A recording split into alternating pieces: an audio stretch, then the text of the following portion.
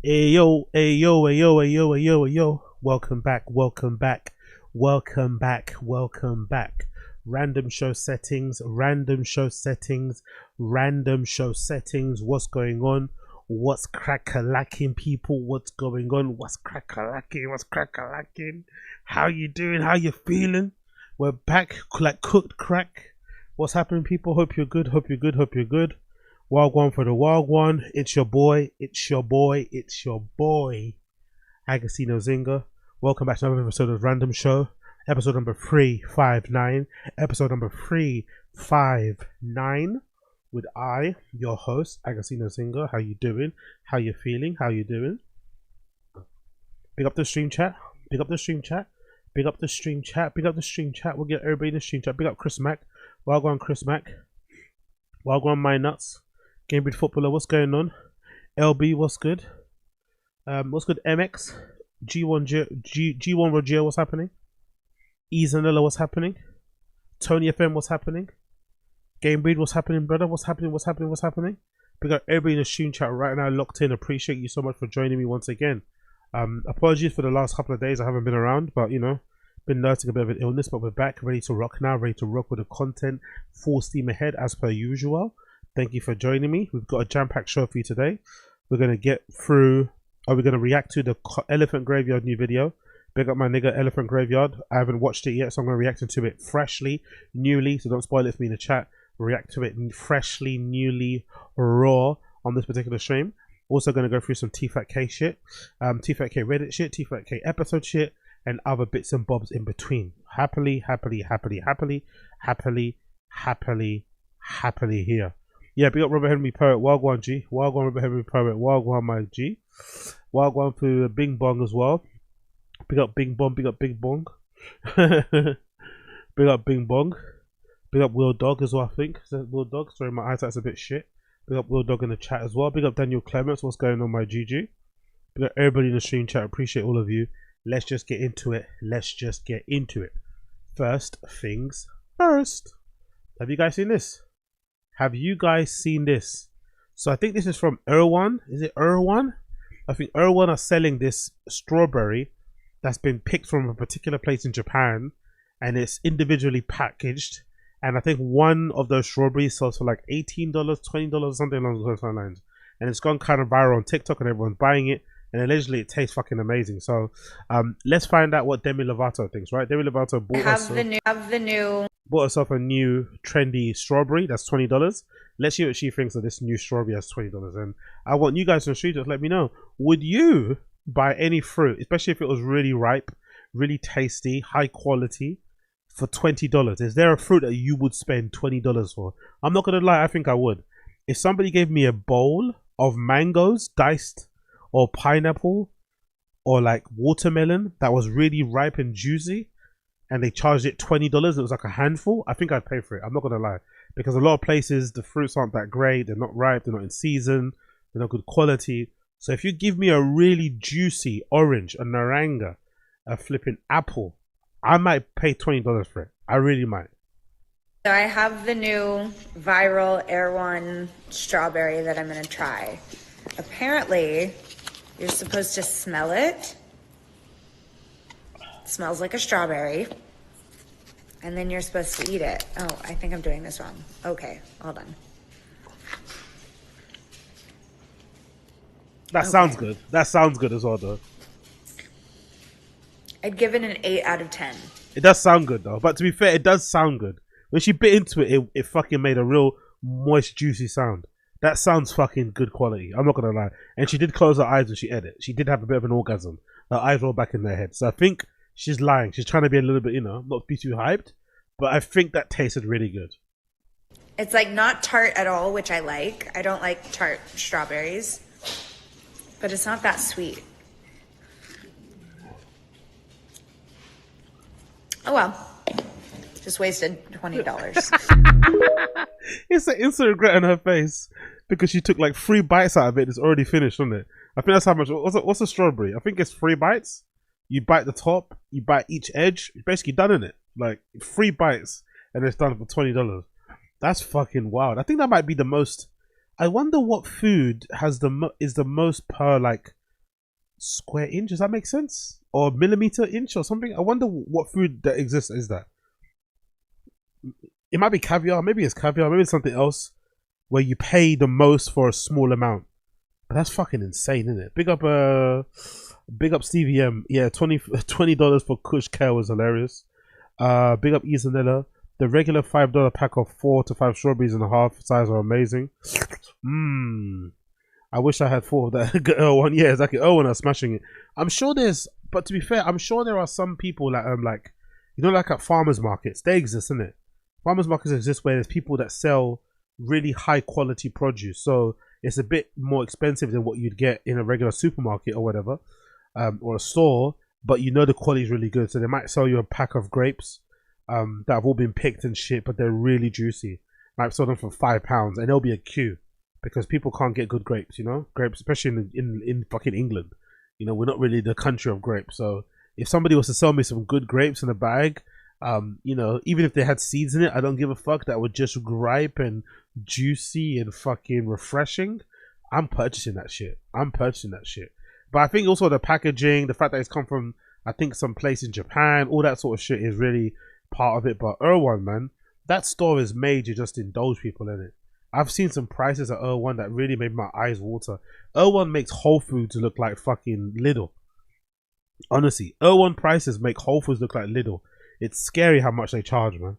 Really scary. Like it's not cheap to be like a bougie, you know, wellness, you know, healthy eating person if your diet consists mainly of buying EREWHON produce. It's crazy. I'm sure it does exist people out there who shop for their groceries at EREWHON, or maybe they don't shop for their groceries. They make their. I'm assuming if you can afford to buy your stuff from EREWHON, most likely you're gonna have your chef buy it for you, right? I think that's what a lot of American people do. That I think so, or maybe rich people in general. They have their chef buy their groceries. They might spec out some meal plan, but then they'll stock up their fridge with certain things. So that might be part of it. I'm sure that's included in the chef service, not only cooking but also to stock up your fridge with like healthy stuff and healthy snack and blah blah blah blah blah. Big up Game Bread, yeah, fish and spices. Oh yeah, that's true. Big up, yeah. In terms of square inch in it, in terms of how expensive they are, yeah, that's a good point. Fish and spices for sure. Big up Young Vibe. Yes, the Asian markets. Yeah, exactly. But man, oh man. Big up Demi Lovato. Big up Demi Lovato. We got this clip, which features this guy. I forgot his name. He got shot on No Jumper, if I'm not mistaken. Did he get shot on No Jumper? No, he got shot somewhere else. Sorry, but he used to be a former No Jumper host, and he got on fucking live stream and decided to pour his heart out, talking about how he's homeless. And I don't know, man. Maybe I have too much pride as a man, but I don't think I could ever do this. I'd rather just go and apply for a job somewhere as opposed to get on the internet and start crying and begging for someone to help me and save me. Especially if I'm used to a certain way of living or a certain standard of life. Just go and get 9 to 5 and grind, man, and work your way up again. It's not too shabby. But this guy decides to get on social media and start crying because he's now technically homeless. Just embracing the struggle, man. It's a beautiful struggle because I understand where I'm going and what it takes to get there, but I got kids, bro. I got kids, bro, and I don't got nowhere to go, bro. I don't got nowhere to go, so how the fuck you think I can take care of my kids and my everyday, everything that I do, from recording to getting content to just everything. Nigga don't got no car right now. Nigga don't got nowhere to go right now. So a nigga really just out here, but every day I keep a smile on my fucking face. You don't look like you're smiling to me, brother. You don't look like you're smiling. You sound like you're going through it. I keep pushing. On the dead homies, I don't complain. And God just leads me to where You are complaining, though. You technically are complaining. I don't know. There's something about this way of crying and moaning and complaining on the internet that's just not very manly, isn't it? It's not very manly. It doesn't suit men. There's nothing wrong with it, with what he's doing. He's pouring his heart out. He's sharing his emotions, which is good. A lot of men don't do that, myself included. I'm very closed off in that regard. I don't really acknowledge it in any way, shape or form. But I guess this is somewhat healthy because you're getting it out there instead of kind of burying it like I do, which probably leads to, like, you know, delayed onset fucking traumatic episodes and shit. Who knows? But Jesus, man, like surely this could easily be helped by just going to apply for a job. Go to a fucking bar, man. Go to a restaurant. Like, you could easily get those type of jobs without much experience and shit. And then kind of work your way out from there. But I guess some of these, like, I'm just happy in my life that I've never been shy to, like, go from the bottom and work my way up. Like, I'm not, like, fancy. You know, some people have, like, I don't know what they fancy or potential. I don't know. Some people just don't really see themselves ever working, like, menial jobs, you know? It's beneath them. So they'd rather kill themselves trying to get the thing that they really want, as opposed to just grinding and then working their way up to the thing that they really want. You know, they don't think they have to do that. They don't think they have to work in a garage, in a cafe, in a restaurant, in a bar, you know, I don't know, cleaning, whatever. They don't. It's too beneath them. Whereas I think those are all steps that you need to take in order to kind of get yourself back on your feet. And as long as someone's paying you a salary and you're working, you know, you're working to support yourself, like that's way better than begging on the streets. You know, I'd much rather fucking clean than fucking beg on the streets. Do you know what I mean? So I don't really understand this way of doing things. I don't really get it. This sympathy thing, wanting to be a victim, I don't know. It's just not something that men should ever do. I think, especially if you've got kids, like you want to present a strong front at least. You want to be a good example. Like going on camera and crying and shit and sobbing about how you can't afford what, I don't know, fucking Hellstar or something is a little bit wild. And probably he has some pretty decent clothes.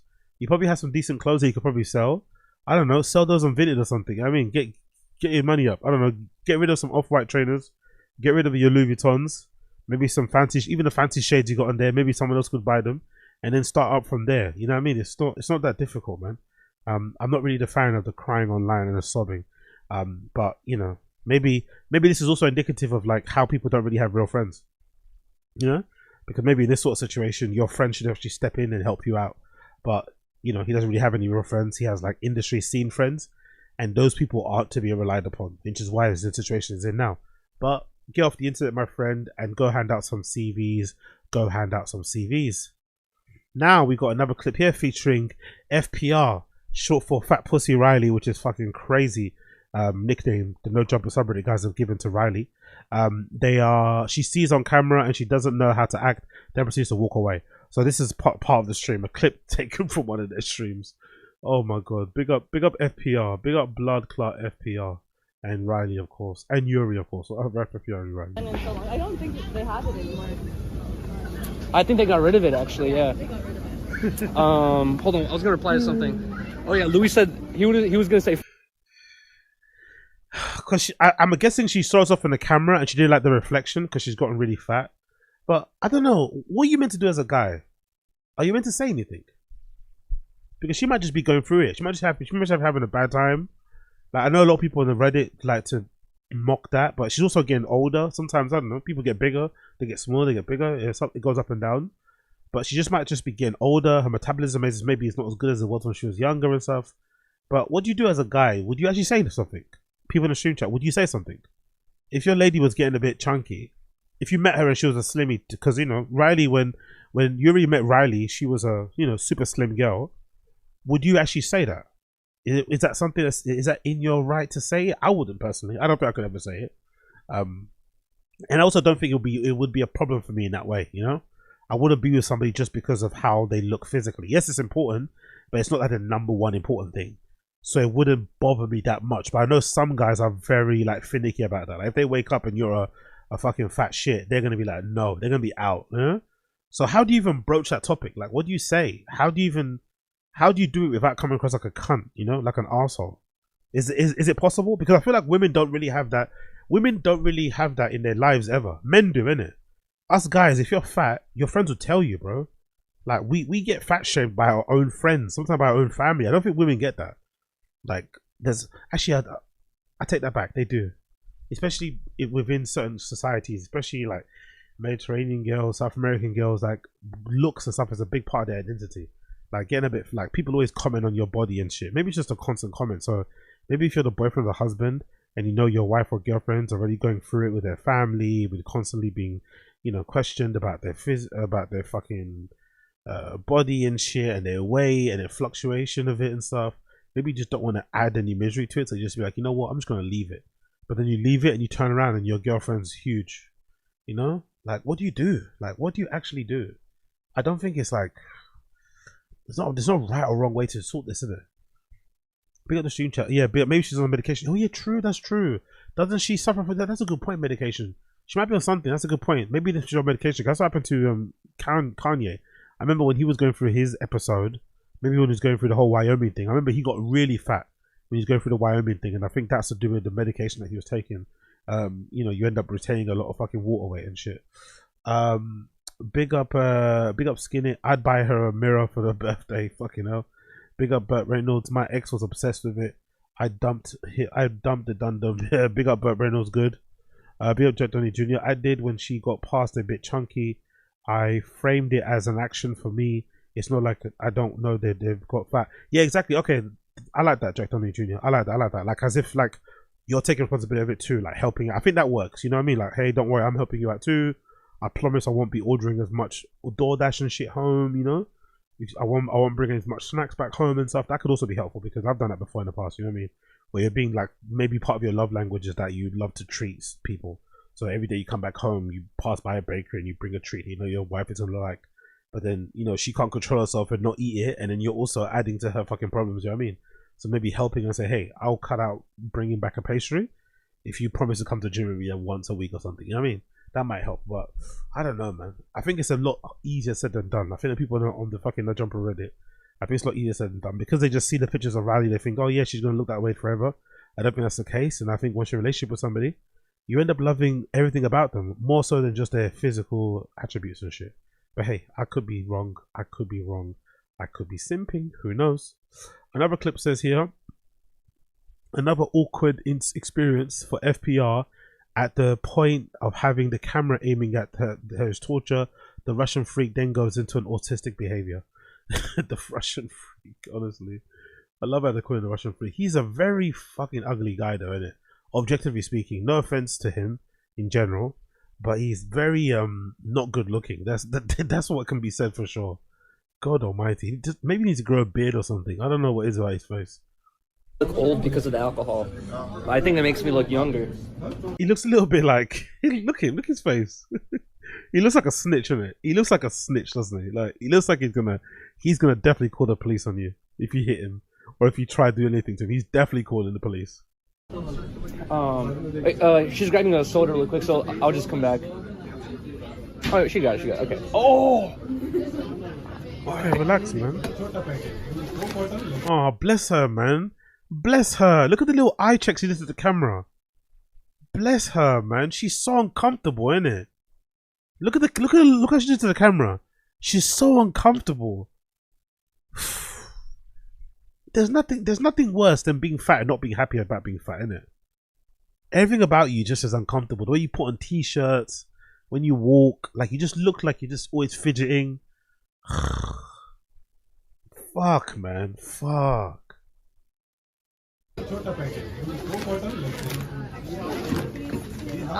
And I don't know if that camera is automatically zooming into her, but yeah.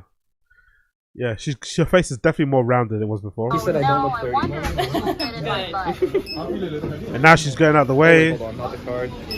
No, yeah, she's staying way out of the way. Whenever she gets into the frame of the camera, she literally just runs away as far as possible. But then she also goes and looks directly at the snacks section. You know? She's afraid of looking at the camera because she doesn't want anyone on the stream to comment on her weight. But then she automatically gets drawn to the crisps. She's like, fuck, Doritos. She's looking at all the snacks, all the confectionery. She's like, oh my god. It's like, girl, please, man, turn away. Turn the other way. Probably buy water or something. Maybe, I don't know. Get a fucking avocado. You don't need this. Finally. She's making faces. Aww. Look how comfortable she is, man. Even the big jumper is a big indicator, isn't it? The big baggy jumper, like, is a big indicator of like her not really maybe feeling the cutest, you know? She hasn't got like a little skimpy shirt on, or like a string vest or something, you know? It's just a big oversized jumper. Damn. Who do you blame though? Yuri, or you just blame herself? Or not even blame anybody, it's just life. Man, I wonder who's to blame for this. Some people are trying to blame Yuri. But I don't know. Maybe she's just going through it, innit? Like young advice, maybe she might be on medication. Something's happening. Who knows? Would you be able to break this or no? Into 20s? If not, it's okay. I could find another place. Oh, you can? Thank you, man.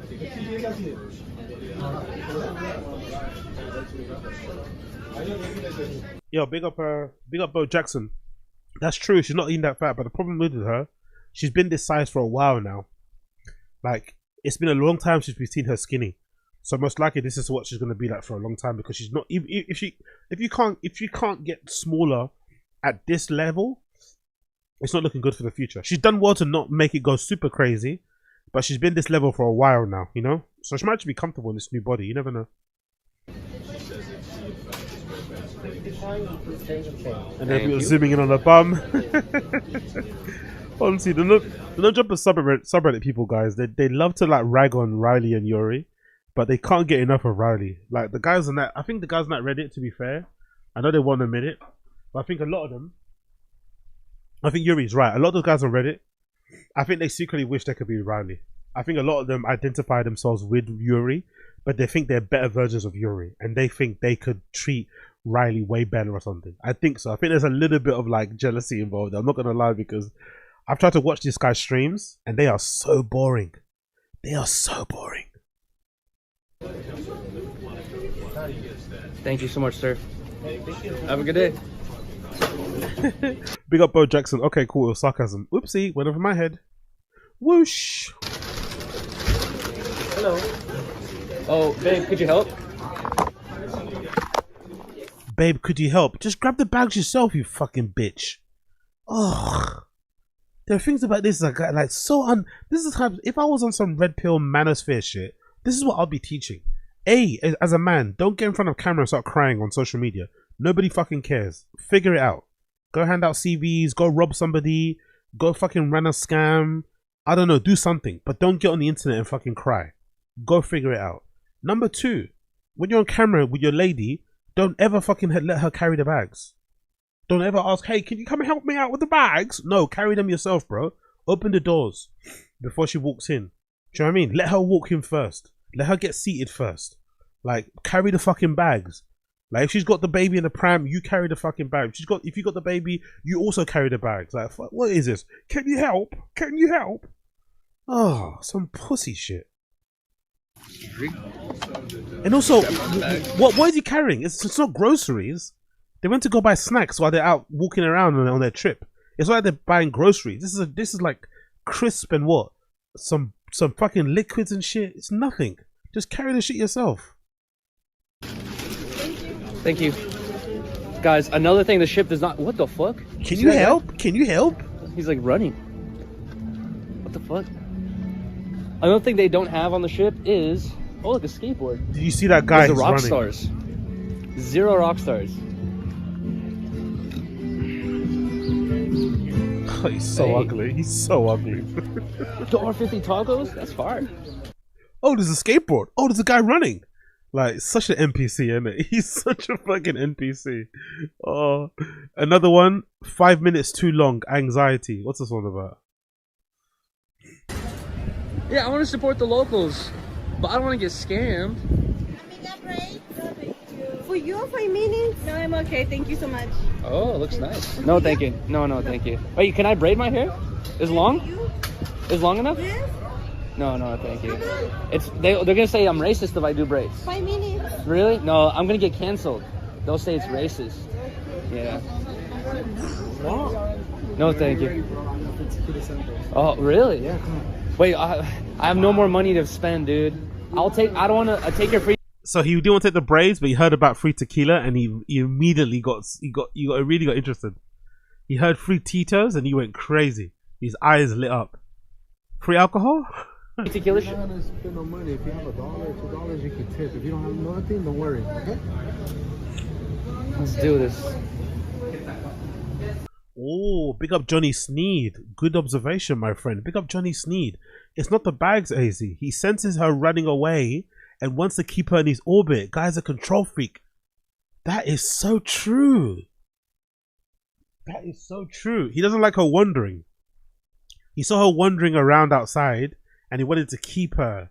Yeah, like a reminder. Hey, girl, hey, come here. Wow, that's true. I was thinking, what help do you need with bags from a fucking snack shop? Like, there's nothing there. Can I ask you something? How much are the Mexican hot Cheetos.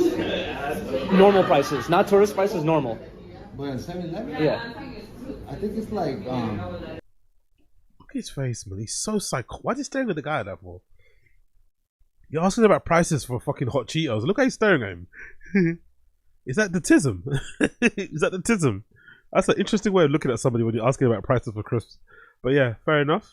They're out and about at least. And then this one, awkward moment in Mexico, TTS audio. We're taking 3 shots. You want one? Oh, it's a live stream. On Kick? On Kick? It's like Twitter.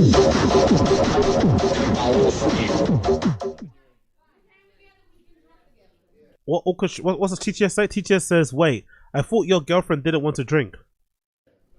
What was that, dude? Jesus Christ. Jefferson Sanchez dropped a bag of $2. Wait, I thought your GF didn't want to drink. Wait, what? Yo, thank you for the $2 donation. I appreciate you, bro. Thank you, man. Act like he didn't hear it. Okay, I like that.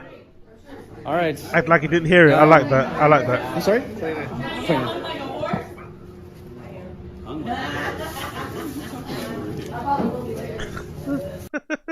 She saw herself again.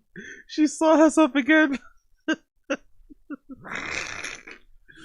Every time she shoots up on camera, she runs away. Oh, bless Riley, man. Bless her.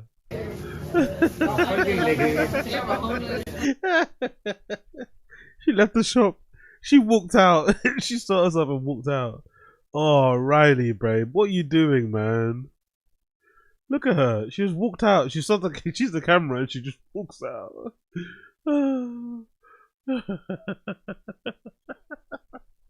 Fuck this shit. Big up Riley, man. Big up fucking Riley. Big up Riley. It'll be okay. You'll figure it out. You'll figure it out. Tito's man gets mobbed. This is a very rare occasion because usually it's Riley. Usually it's Yuri getting jealous that Riley's going to get snatched up by some black man on the street. But in this particular clip, I think it features Yuri getting some attention from some locals, wherever they are. I think they might be in Cancun, Mexico. I don't know where they are. But it looks like Yuri's the taste of the town for the ladies there. I'm on Kick. Have you? Harmonious Yuri. All right. Yeah. All right. Do you fuck with Tito's? Cheers. salute. Salute. Oh, yeah, I know you did that. Yeah. No? It's our go-to drink, but I want to try tequila. It's our go-to drink. Look at that lady. Look at the lady. Yo, she's fucking huge, boy. That's a big lady. She's like, she might be like 6'1". Yeah, I like that. I like that. She built like a linebacker. I like that. Are you recording? I'm doing a live stream. Look at that gorda. Look at that gorda. From where? TikTok? Kick. Wait. Oh. Is that bad? No, you can call him Way if you're like cool with him. Oh, look how close she is, bro. Look at Yuri getting some love. Yuri getting some love out there. I love to see it. Look at Yuri getting some love. Look how close she is to him. God almighty, bro. She doesn't give a fuck that Riley's there, innit? This lady does not give a fuck that Riley is there. She's so close. Like, she could basically kiss him. Like, god damn it, girl. Back up. I thought Way was Can you like... call you Way? No, I said... Can you call you Way? Yeah. What does Way mean? Like, what's up, dude? Oh. But it's disrespectful? No, it's not. It depends. Okay. Oh, no. It just means... Ooh. How many people you have on there? Like, what? Yo, she's interested, isn't it? God damn it. Big up Yuri. You go somewhere else, you get some love. You back home, you get insulted. You're on stream. I call you ugly. But there's girls out there that love this kid, man. There's girls out there that love this kid. Love to see it. Big up fucking Yuri. Big up fucking Yuri. Next clip, we got MYRON. Big up Leng or Griff. MYRON going off on some random girl that dared to walk in during his interview. During a shot of his interview. By the way, I think this is stupid. I think if you're doing street interviews, there's no such thing as someone walking into your set. You're on the fucking streets. It's a public streets. You know what I mean? Like, this is not your fucking set. You know? Like, fuck you. But MYRON goes off on one of these girls. He loves it. I think he would be very different in his behavior if this was a guy. He wouldn't do it if this is a guy. But obviously, you know, this guy likes to bully girls. So look at MYRON acting like the big boy and talking smack to this lady that walks into his shot while he's having an interview. They don't really know or understand how to properly, how do I say this? Yeah. Sorry. I can yeah, that's all good, bro. Totally just, yeah, we can run again. We can run again. All right. That was funny as fuck, though. See, bro, like, excuse me, we're filming here. Huh? We're filming here. See what I mean? Like, just completely rude. I mean, like, well, how am I supposed to know? There's literally a light right there in the camera. Sorry, why are you filming? What's happening? That doesn't matter. Just please get out the shot. Frank, come here. Frank, come here. Sit. You're being rude by walking in the shot. I'm not being rude. I have Yes, you are. You literally, you see it right here, and you're being rude. Ask me to leave. What a cunt, innit? Like, why can't you just be nice and politely say, hey, do you mind getting out of the shot? Isn't it that difficult, really? And also, everybody's getting in your shot. You're by a fucking public road, a public street. Everyone's getting in your shot. Like, this guy is such a fucking cunt, innit? Like, why is he like this? I get the girl was being a little bit obnoxious and loud and shit and screeching, but he's such a fucking cunt, innit? Like, and the really annoying thing about this is that you know he's only doing this because she's a girl. There's no way he'd have this energy or you talk this spicy if this was a dude. No way. Leave! Like, it should be implied. Get out of the way. The fuck? Incredible. What the fuck? Like, learn some manners. You learn some manners. You learn some manners. Incredible. Public area. Well, you walked in the way. See, you know what? That perfectly explains what I mean, right? So, was the camera rolling the whole time? Dude, see, that's what I'm trying to say. See? See, that's why women don't deserve anything. That's why women don't deserve shit. Subscribe to my fucking Patreon. Come to my fucking Telegram. Join my Discord. Fuck you, you piece of shit. A man wouldn't do that. Only a woman would do something stupid like that. Why? Because she thinks that we're gonna sit there and be like, ha ha ha, it's okay. She thinks it's okay. It's not okay. Just be yeah, he's getting scared there. He thought she was gonna come around again, innit? He'd be worried, bro. If she gets her brother or her uncle and something, you're in trouble, brother. He did scan his surroundings. He was a bit worried there. He was a bit worried. But this is what I mean when I say, like, women just don't have a general respect for men, for other people. They just think, I'm here in a red dress, I'm hot. What? Look at that generalization. Women don't have respect. You don't have respect, bro. You spoke to a bear spicy for no reason. I can do whatever I want. That entitlement is fucking ridiculous, right? Versus, like, other people, they don't have that same level. We've seen a bunch of guys walk by and nobody's doing that dumb shit. Only her walks in, clearly sees that we're filming. Not gonna lie, he looks very different when you see him head to toe, in it. He looks a lot more shriveled up, in it, like head to toe. Like, he looks a little bit more like, you know, a little bit more Poindextery, doesn't he? Looks a little bit more nerdy, doesn't he? Like, head to toe.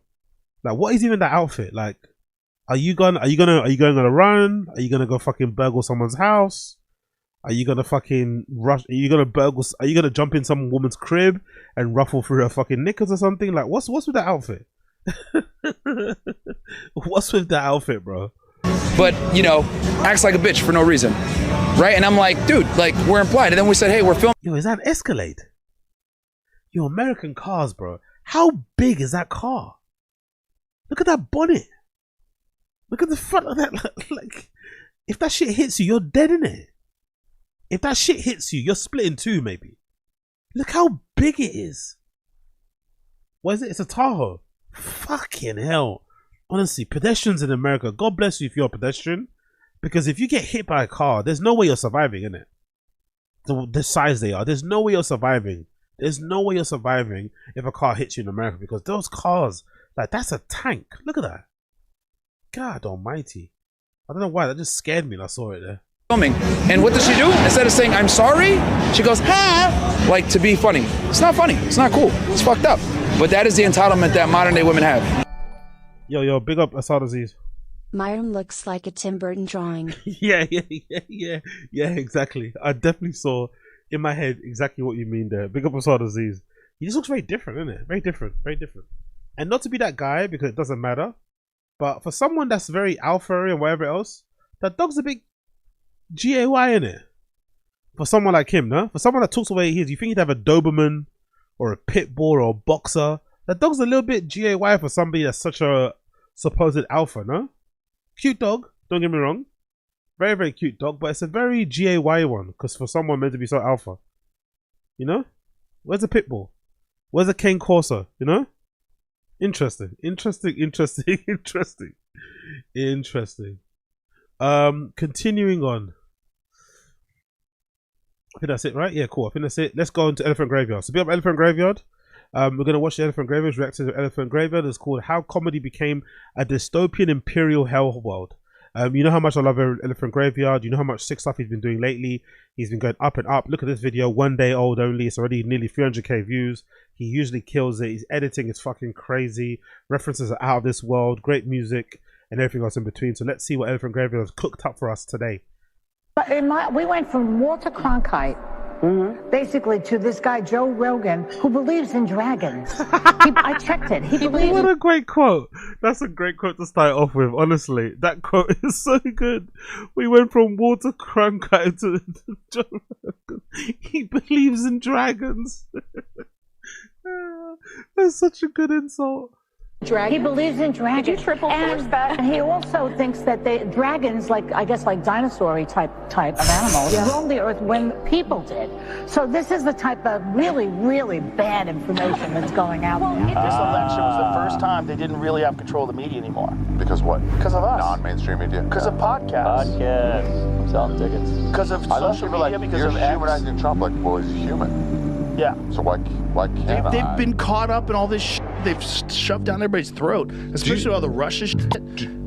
Imagine a scenario where you've thawed a guy out from some frozen cryo chamber thing. He's been in there for like 20 years. And this frozen guy, well, he loves comedy. And so this guy is excited to finally be unthawed and to discover what the world of comedy looks like in 2025. That's such a good point, isn't it? That is such a good point. That is such a fucking good point. I never thought about it that way. Like, imagine if if you were put in cryo sleep and then you were reawoken in 2024 and presented with these are the elites of the elites, you know, of fucking comedians out there. You're like, what? Huh? Like, you'd be so confused.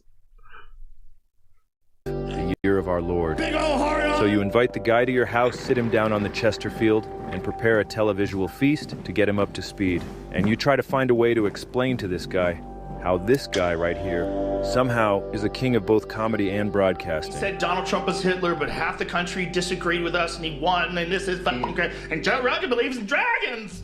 And Joe Rogan believes in dragons! Joe Rogan believes in dragons! Dragons! Dragons!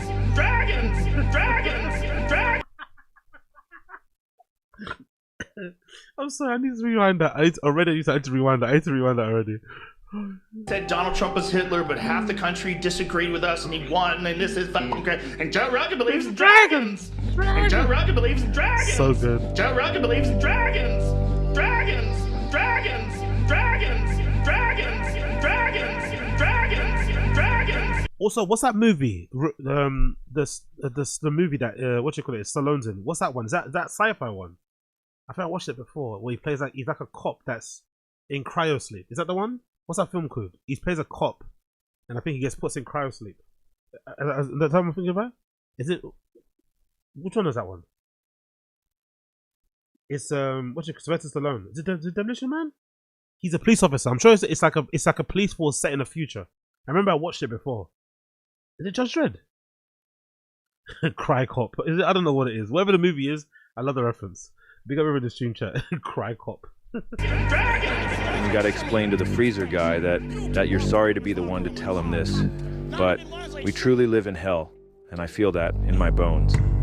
And he's surely gonna want to get back in that freezer thing, but he can't, so instead he slices. Honestly, man, even out of context, there's not like, how does this even make sense? With no context, like, what the fuck is that joke? Like, this is what elite level of comedy looks like. This is what Navy SEALs level of comedy looks like. Like, but we truly live in hell, and I feel that in my bones.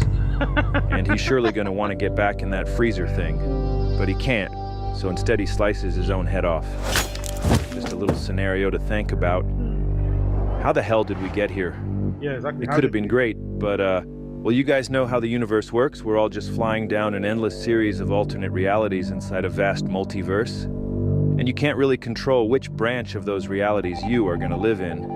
And, well, our wonderful reality is the one in which this guy was able to be crowned both the king of comedy and the king of broadcasting. And I was sitting here watching this clip of this insane, resentful, unhappy, angry, and unfunny old man hysterically ranting and raving about his belief in dragons. And then you couldn't believe that. Watch the illusion. It's all a fucking illusion. All of them, when convenient, have said the exact same things. Dragons are real. While his personal we got Mark Norman, expert, brilliant fucking comedy timing from Mark Norman. curated group of friends, who he's pretty much hired to hang out with him, sit around subserviently laughing at his terrible attempts at jokes, Doing the New York thing. nodding along as he continues to spout the literal dumbest shit I've ever heard in my life, and putting on a master class on the warning signs of early onset dementia. That's a good point though, isn't it? You never, for some reason we never see it, or maybe I never see it. I never see Rogan friends, like I never see his friendship group the same way we used to see Brendan's. Remember everyone was saying, oh yeah, Brendan's paying for his friends. He doesn't have any real friends. As soon as he quit comedy, all those people disappeared, right? Remember he'd go on tour with Chappelle, Malik, BGL when he was around, Chin sometimes, you know, Little Brown, all these people, right? But he was paying them to be there, technically. So that's why they were there. But we don't actually see, or even when TFATK wasn't cancelled, and Andrew Santino would go in there, and Tom Segura, and Bert Kreischer, and, you know, what's his name? Bobby Santino. Andrew Santino, sorry, Bobby Santino. All people go in there. You'd always see the Brendan thing as very transactional. But for some reason, Rogan's friendship with these guys seems a lot more genuine. But when you really dig deep into it, they're only his friend because he's Rogan, and because he's the most important person in comedy. It's not as if like it's a friendship based on any kind of genuine friendship, really. It is quite transactional in that way, weirdly enough. But because he's the biggest guy, he's also a kind of a gatekeeper by default. They sort of like, you know, they sort of kind of need him a little bit more than he needs them a little bit. It's a strange thing. I wonder if he's aware of that as well. That these people aren't really your friends. They're only your friends because you've got the biggest podcast in the world and you also happen to be a comedian, you know? Climate change. Wake up. No, it's arson, you fucking idiots. I think to myself, there's no way anybody listens to this. I check the podcast charts.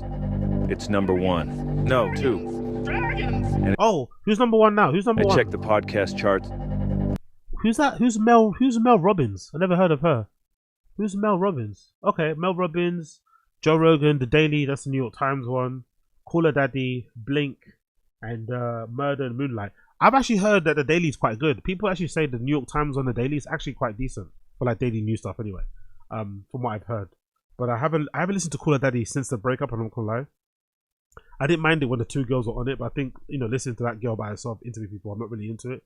I haven't heard Murder. I think that Murder was probably like some sort of serial killer one, I'm assuming. Blink, Heroin, Secrets and Deadly Betrayal. No idea what that is about. But I'm assuming it's some sort of like true crime thing.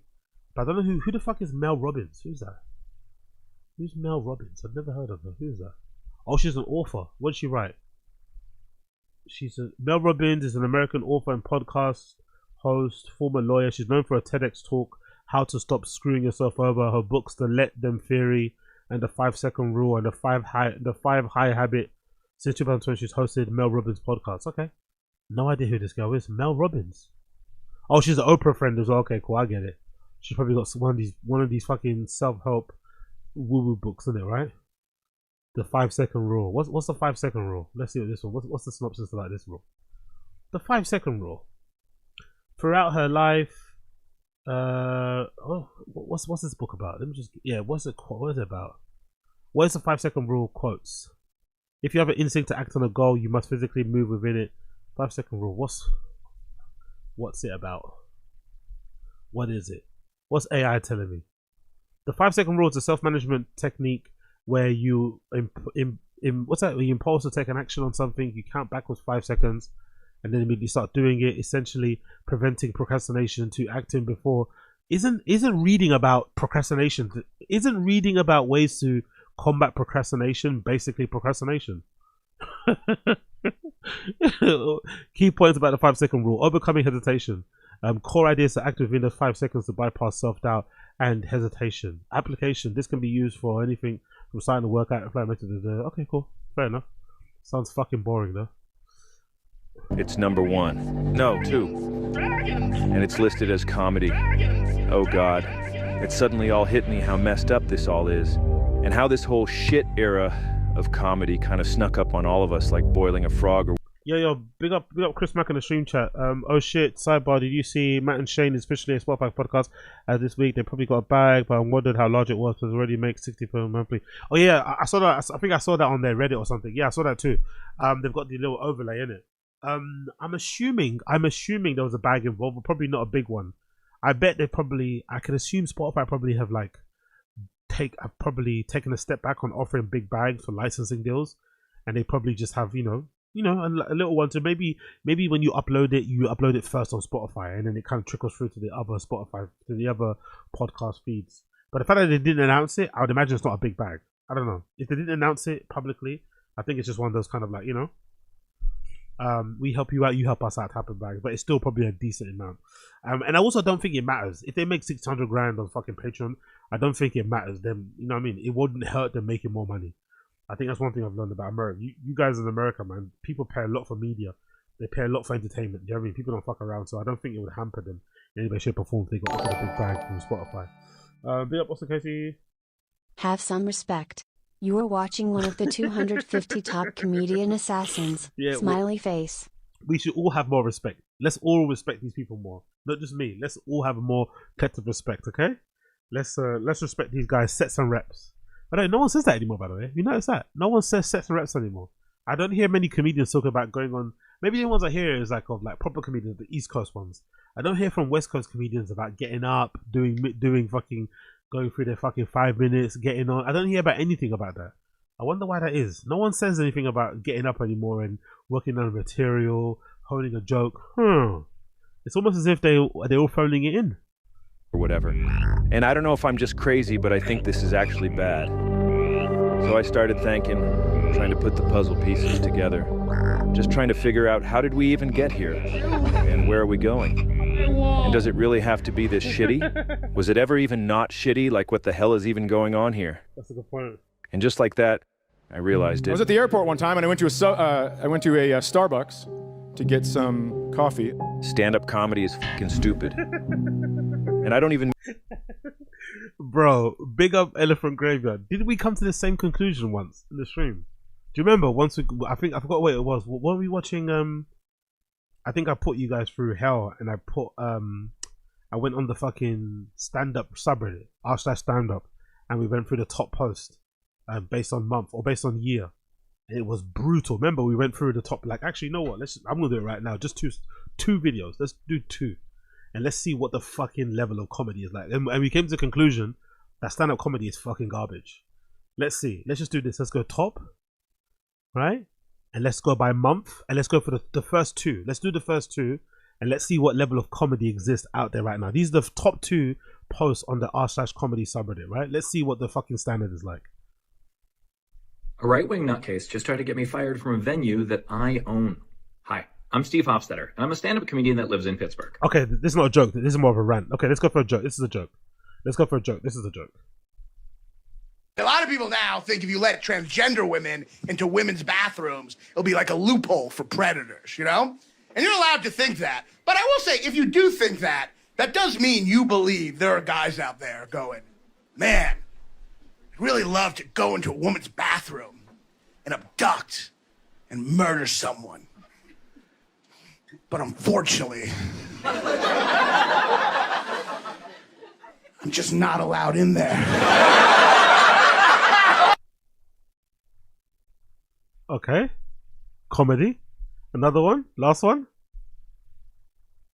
This guy hasn't smiled once. Hey, there you go. Yeah, there you go. Oh, you Matt? Yeah. Why? I don't know. What's your name? Beer. Your name's Beer? Yeah. I shouldn't have done this. All right. Are you guys happily married? Yeah. No? Is he on edge right now, or is this normal? Is he a little bit, what is he like at dinner parties? A dick? No, I actually think you're a good guy. I think I got it wrong. I did get it wrong. Okay. How long have you been married? 31 years? Okay, so he doesn't even have to try anymore. He can just do shit like this, and you're like, boy, you were a fucking Nazi at the show tonight, but whatever. How did you meet? Do you remember? It's a long time ago, okay? You were swimming? Things have been going swimmingly since then? You like that one? What the fuck? That of all things that I fucking said tonight! He could have said something like, "Oh, did he try and drown you or something?" Like, I don't know. God Almighty, man, spice up a little bit. But yeah, that's comedy. So Elephant Graveyard, you're right. Comedy does suck. I mean this current shit era. I mean the whole thing, the whole art form, like the whole idea of it. It sucks. And it's worse than stupid, really. It's disgusting. And it should be illegal, maybe. I hope I haven't offended anyone. It just keeps getting weirder and weirder and further away from anything I ever thought was good. Yeah, this shit era of comedy is way past its expiration date. It's been fermented, fully soured, and is now completely putrefied. It's... how else can I describe this? We are way past the tail end of it. Who's that guy? Who's that guy? Look at his faces. Who the fuck is that guy again? He's got a podcast, isn't he? He's like super nice. What's his name again? I forgot his name. He was a guest on a few pods before, but I've got his name. What's this guy's name?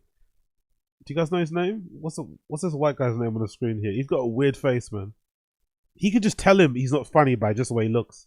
Pete Holmes, that's it. You know what? Actually, I take it back. Isn't he quite funny on podcasts? But I'd imagine his stand-up is gonna be pretty shitty. I think he's quite funny on pods, isn't it? I think he's quite funny on pods, if I'm not mistaken. I think I remember seeing him on maybe Tiger Belly or some episode where he wasn't too bad of a host, but a lot of these guys are like this, by the way. A lot of these guys seem to be good podcast guests in terms of their funnies. You know, Andrew Santino being a good one. But when they get on stage, it's just like, it's the complete opposite. I don't know what it is about that stage and that microphone that turns these guys into being so unfunny, man. It's... how else can I describe this? We are way past the tail end of it, and we are dancing around in the steaming pile of shit that fell out of its ass. We've talked about this before, but everything has its cycle. You get that, right? Yep. Come on, a guy like you? I mean, there are guys out there who have already been talking about the cycles better than I can. Intelligent human beings should realize that everything has their cycle. They have their season. I agree with this guy. They have their beginning. They have their end. Yep. They have cycles. I think I agree with everything he says. Especially when you think about the culty nature of some comedians and their fucking fan bases. Very, very, very on point reference. About to be recycled. Good. Do it. We're on the threshold of the end of this civilization because it's about to be recycled. Right. Your only I understand chance to evacuate is to leave with us. Yo, big up Angel Ranger. Remember Steve ran AZZ lying about being in 9/11? Yeah, exactly. Like, I've said it many times on here, and I will never stop saying it. How he got away with that is just criminal, man. How he got away with that, honestly, is insane. Because imagine how the comedy scene would have reacted if some regular mainstream person lied like that about being at 9/11. Like, imagine if AOC, and not AOC, maybe because she's too young, but imagine if some mainstream left-leaning person lied about being in the fucking Twin Towers while, you know, during 9/11 or before or before the actual plane flew into the building. Imagine that, how they would react. He got away with that one too easily, man. All right. Our lives have cycles. History has cycles. Culture, ecosystems. You see it everywhere. It's just obvious. You're telling me you don't see the cycles? What, are you drunk? Like all the time? Well, it's also obvious that this current shit era of comedy has reached its end. And wouldn't it be great if that next era could get started? Well, unfortunately, there are incredibly powerful forces keeping this bloated comedy carcass on life support, artificially sustained, and they won't allow it to die off and renew like it's supposed to. Really? Hi. Disgusting. Ask Daniel Ek. Peter Thiel. What has Peter Thiel got to do with this? And Elon Musk, huh? I want to see where this connection goes. This whole shit era was really ushered in by Dame Cook, who was one of the first guys to figure out the scheme of using social media to get famous. This new technology shifted reality, opening up a new branch of the multiverse in which talent and, like, being funny became secondary to how well you could market yourself online. Or maybe I'm wrong and he's actually brilliant, I don't know. Who can be sure? You ever wish you were a snake? Not me. Cool to travel around. You know, there was a few guys that I saw that were like no-brainers. Oh, honestly, man, these guys, like, it would be okay if if they didn't take themselves so seriously. That's the thing that's so weird about this. If they didn't take themselves so seriously, and if they didn't think they were like fucking, you know, public intellectuals or something, you know, it would be okay. But these niggas actually think they are like the highest form of artistic expression, doing this type of shit on stage. And in my eyes, they are stealing a living. Yeah, big up Mr. O. Big up Mr. O. Do you think the same narrative applies to the DJ world? Shit DJs, fake influencer DJs, manufactured superstars with ghost producers? Yeah, of course. It applies across the board. Because social media can be gamed and you can use it to your advantage. I don't think it's a bad thing though. I think because it gives everybody, at least nowadays, you get the opportunity to basically write your own ticket. Like, no one's got an excuse now. No one's rooting for you. No one's purposely trying to keep you away. No one's trying to keep you out. You can make your own thing. Like Matt Rife basically showed. He basically made his own thing and kind of, you know, basically made people in comedy respect him because of the power of his, you know, of his fan base, following, ticket sales, all that malarkey. So there's no excuses now. But of course, with it being no excuses, everyone gets to play. And if everyone gets to play, some people play the game a lot better and they know how to fucking game it. That's when it gets a bit weird and shit. But I think by and large, it's still better than it was before. I think so. It's just unfortunate that I think maybe the more talented people, writers, probably are, I don't know. If you're really funny, would you prefer to be on stage telling jokes or just writing for a TV show? You know? I don't know. Is that better? Or writing a Substack, having I don't know. Maybe the whole stand-up comedy thing, the grind of it is a little bit long for most people. But I still think we're in a better place than before, personally. I'm not gonna lie. Dane was one. Like the shit that he gets through, the level that guy was killing. Dude, he put the fear in God in guys that have been doing it for 20 years. We used to do Dick Doherty, rest his soul, his comedy clubs. And Dane would have the headliner like pacing in the back. Damn. He was killing that hard, and he would be like, you know, I shouldn't. Yo, Bill, what's in Casey? Don't forget these comedians are the last line of defense. Yeah. For, what's that thing for? For free speech. When the comedians' free speech is taken away from them, we're all doomed. We're all doomed. Fucking dumb-ups. You don't have to follow that. There's no jokes here. It's like, well, listen to the crowd. There's something going on here. So instead of wasting their energy on writing good jokes, guys began focusing on how well they could promote themselves on the internet. And then people started making these new things called podcasts too. And given the potential payoff, the low cost and low effort required to do all this crap was irresistible. No, I like MySpace. Especially for these lazy comedian guys whose greatest motivation in life is the fear of ever having to get a real job. Fuck me. That is a good point, isn't it? That is a good point. Like, most of these comedians have fans who are like regular working class people or regular working people, but they all very much despise the working man, innit? And they despise even more the idea of themselves having to work a regular job. Like it's like every comedian has the same thing about I could never. It's like, relax, bro, relax. Sometimes you just have to, right? To pay the rent, to get through life, or to get to the next fucking step. It's just not that deep. But some of these guys, I think, have a real disdain for the regular 9-to-5er. You know, they look down on them when those are most of their audience. Like, those are the people that actually pay their way. Those are the people that allow them to have their fucking fancy lifestyle that they have. I always wondered why that is. It's very strange. They kind of look down on their audience. A lot of comedians. I think when they come up, they're kind of, you know, thankful for having an audience. But for some reason, as soon as they start playing in theaters, they fucking start to, you know, like the smell of their own farts. And that marked the official beginning of the comedy podcast shit entanglement era, in which we are currently festering. Congratulations. Of course, nobody struck gold bigger than this genius, Joe Rogan. There he is. Yep. Yeah, this guy never had an original idea in his life. He really doesn't know anything about anything, but he does know how to copy a guy who already did a thing. He doesn't know anything about anything. That's as the years progress. Maybe it's just me because I was naive when I came into podcasts and shit. The more the years progress, the more you start to realize, like, Joe ain't really that smart. You know? Like, Joe isn't really that smart. He's not that intelligent. He's not really that well spoken. He's not that really well researched. He's not that. He's, you know what I mean? Like, not really. You know? And now the more he's leaning into this right wing shit, you're like, fuck, you know, he's kind of annoying, isn't it? Like, I wonder if that was always the case, and we just were, or I was just oblivious of it because I enjoyed the podcast and the guests they had so much back in the day when Joe Diaz was on there a lot and shit, and Eddie Bravo and Duncan Trussell and all that sort of shit. I wonder. Like, I wonder. Trans women are women. How about most? You gotta leave room for crazy. Believe women. Oh no. How about almost all? How about you believe like 88%? Yo, big up Angel Ranger. How do you do, fellow Vela, I mean proletarians? Big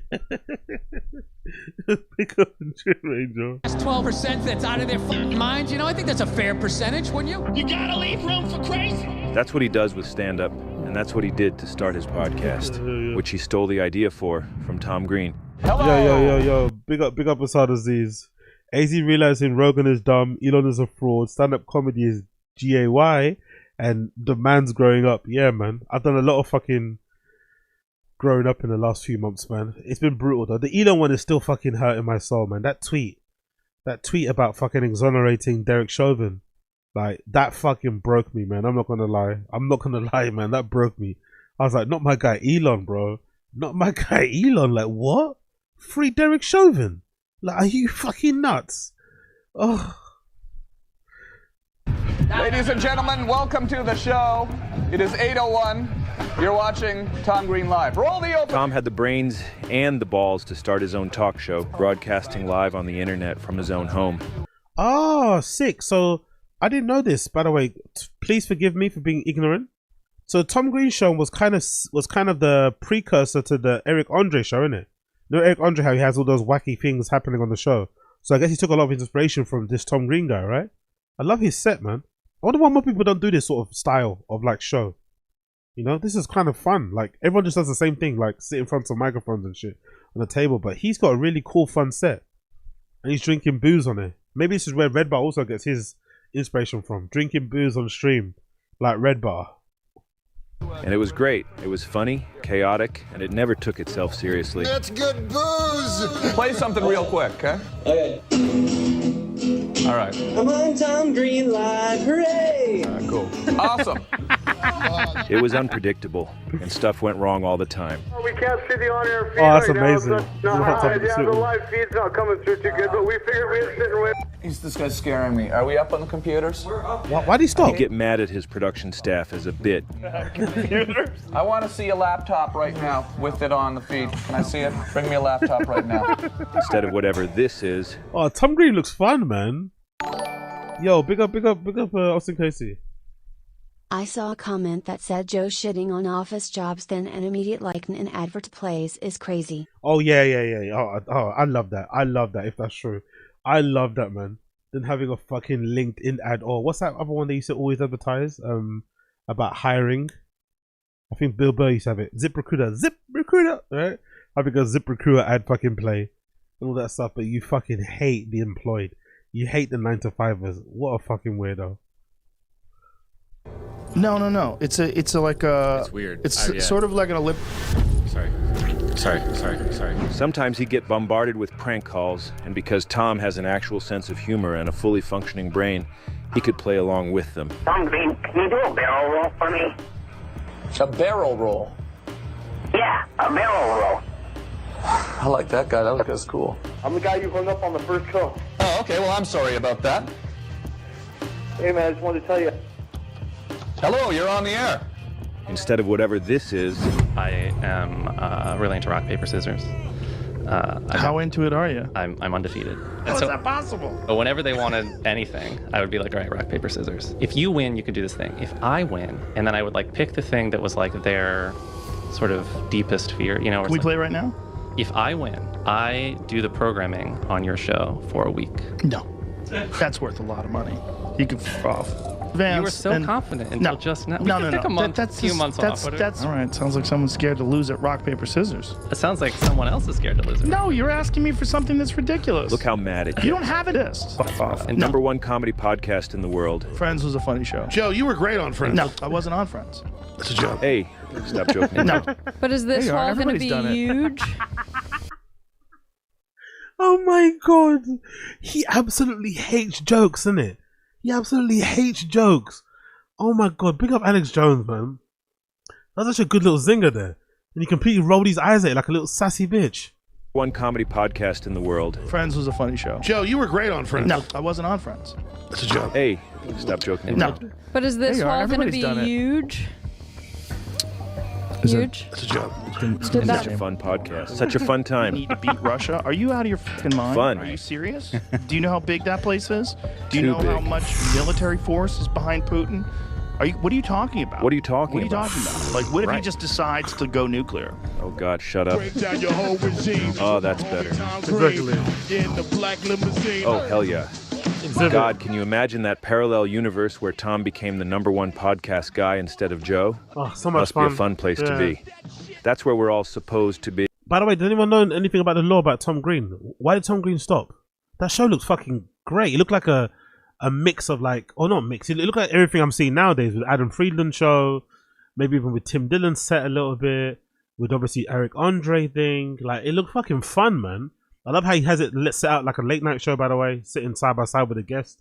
Random things happening, call-ins, interviews, all that shit. It looks fucking fun. I wonder why he stopped. If anything made any fucking sense in this stupid world, but it doesn't. And sadly, guys, we are all forced to live in this very... Okay, cool. So, big up people in the stream chat.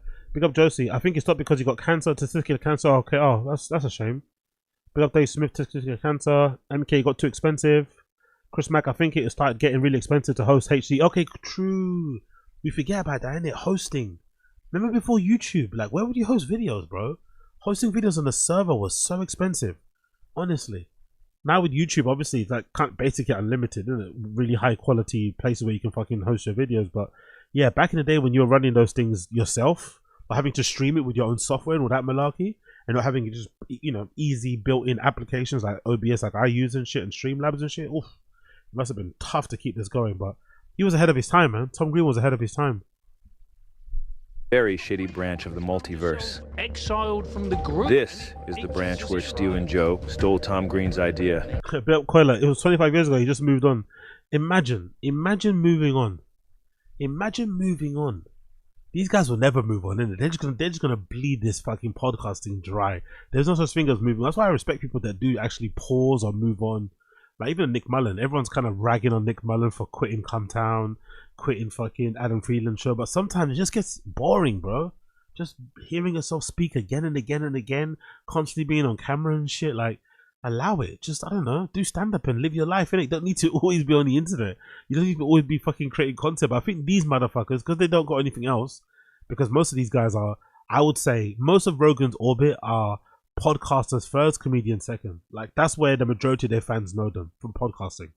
And that's probably where they get the majority of their money. I don't think they're ever going to quit talking into a fucking microphone. They fucking love it, especially while sitting down and shit. But most of them are terrible at it, and, you know, it's definitely hampering their comedy. Made a much shittier version of it and slowly took over mainstream media, comedy, and the US government. As he continues to spread his wonderful mental... Yeah, about Chris Mack, he was paying for streaming and also paying for the increasingly large archive to be available on demand. He was paying like $30,000 a month. Okay, cool, fair enough. There you go, that's a good point.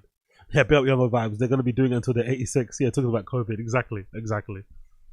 herpes to all his listeners week after week. Made your daddy proud. I'm proud to be your friend. I'm proud to be yours as well. Proud. I love you, Joe, man. I love you too, Thank you for brother. your time, bro. Oh yeah, thanks. Almost forgot to thank him today. You can watch in real time the moment Joe realizes there might be gold in these podcast hills. Dude, I think this is awesome. Thank you, man. See, no, I mean, This is the craziest thing ever. it really is different, you know, Yeah. than television. This or is anything. way better. He gets rock hard, praising its lack of corporate interests and griping about how advertising and money ruin anything good about It's entertainment. not a corporate pressure. See, Yeah. the thing that f***ed up television, Watch the lab, thing that Mike. f***ed up entertainment in general idiot. is money. They Oh, started really? selling advertising, and that's all. And that f***s up everything. It doesn't make anything good. A belief he abandons literally within seconds once he realizes that he could be the sole beneficiary of this potential new advertising revenue stream. We need to figure out how you make money from this. Yeah. Uh, I think we I create thought money ruined a everything. national interweb, we Sure. call it, and then create a mass traffic like a portal. gauge. Watch right here. You can see the wheels turning inside his brain as he quickly flip-flops. Like a portal into the advertising revenue stream, you know? Then So he just copied Tom Green, and he started the Joe Rogan shitcast experiment, and just for being an early adopter of podcasting, he was able to become the biggest and most mainstream establishment media figure on the planet. There he goes, stealing Joe.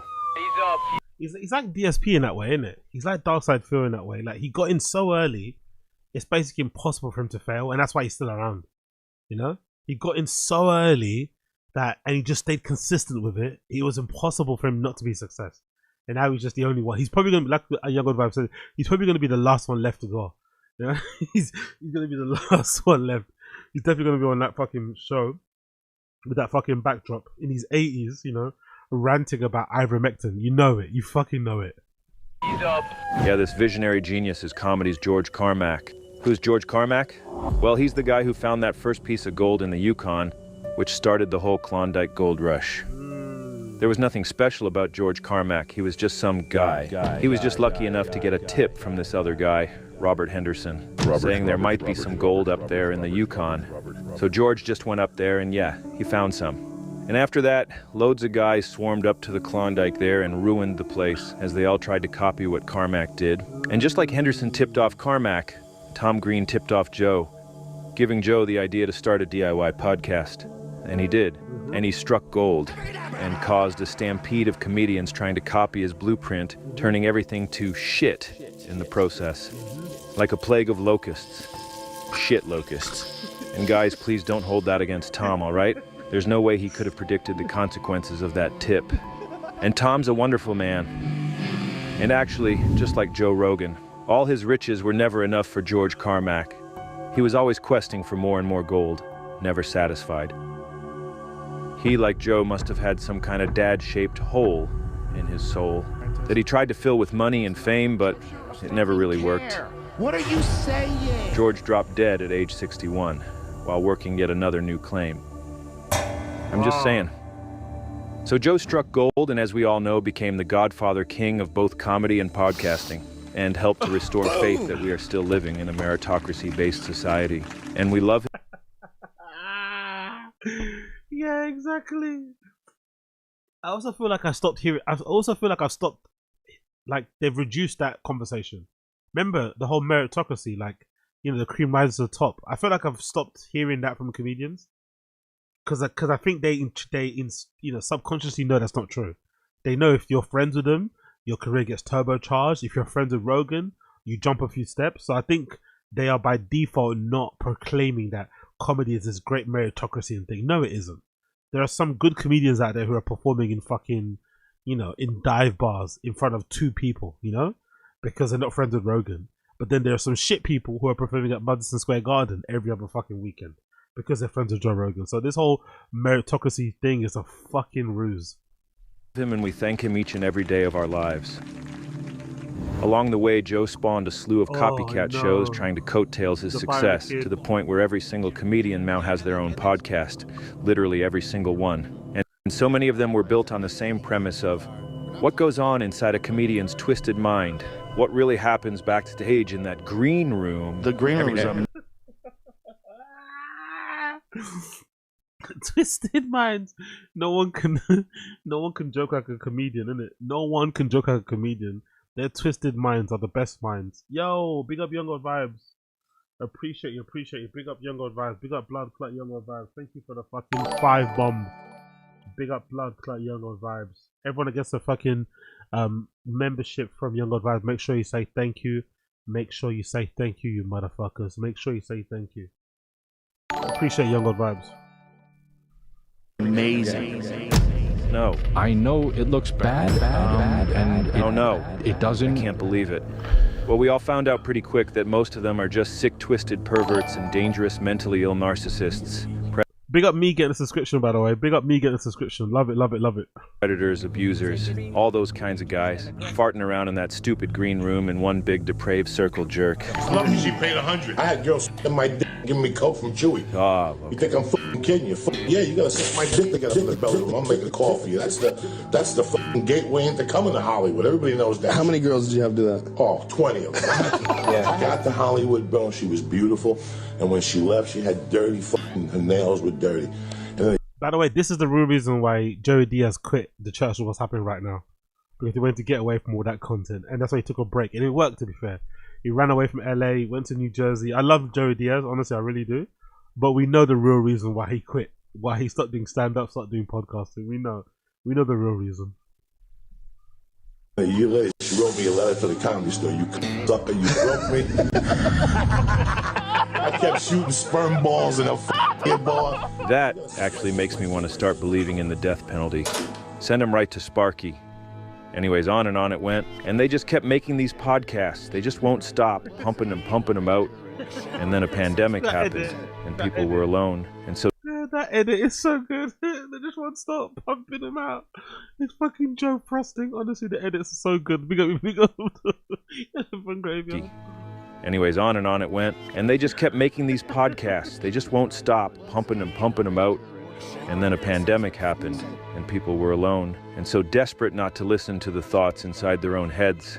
So they put on these podcasts as mental screensavers and escape into the friendship simulation that these podcasts provide. And the numbers went up, and more guys made more and more podcasts, always trying to outcompete each other by making everything. That's a good point. COVID was probably the worst time possible for comedy scene, isn't it? Because it just birthed a whole new wave of podcasts. Maybe if COVID never happened, a lot of these podcasts would have naturally died off, and we probably would have had a new, fresh restart of, like, you know, a resurgence of new comedians or something. But I think this whole podcasting wave made more comedians double down on their podcasts and probably spend less time on stage or less time even writing jokes. Because I'm still a believer, and maybe I'm just being, you know, maybe I'm projecting a bit for myself because I don't write as much as I would love to. Because I used to write my fucking daily blogs all the fucking time, and I really enjoyed it and shit. But I think I talk about writing way more than I actually write. I strongly believe a lot of these guys don't actually write as many jokes as they say they do. I think they rely on what they do on stage. They may freestyle some things. They might make up material while they're on stage.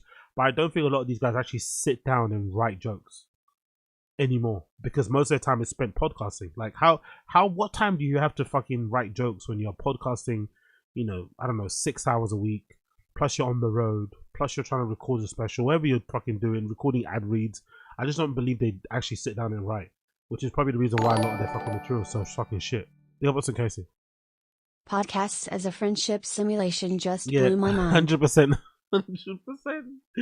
It's very, what's that word called? I feel attacked. I think we all feel attacked, isn't it, when we heard that, no? I think we all feel attacked. We all feel seen when he called friendships a podcast a friendship simulator. I think we all got seen and we all felt attacked. We got Elephant Graveyard. As fast, cheap, and low effort as possible. And then it's just a matter of reading ads for pills or nicotine mouthwash or whatever. Brain nourishing. Oh, it's not good. These lazy stand-up guys got into comedy because it was the easiest thing they could do to avoid getting a real job. But then podcasting came along, and suddenly they had an even easier way to make even more money. Podcast. And then pretty soon the podcast eclipsed the stand-up, and now all these so-called comedians are really just zero-effort podcasters selling shitty products again and again and again. We'll be back with the interview in 1 minute. First, we want to talk to you about the sponsors of today's episode, AG1. Should nuke England. We take AG1 to stay healthy. And you're... It's the little edits underneath. It's the little mumbles that Elephant Graveyard does that are best. The ones he whispers.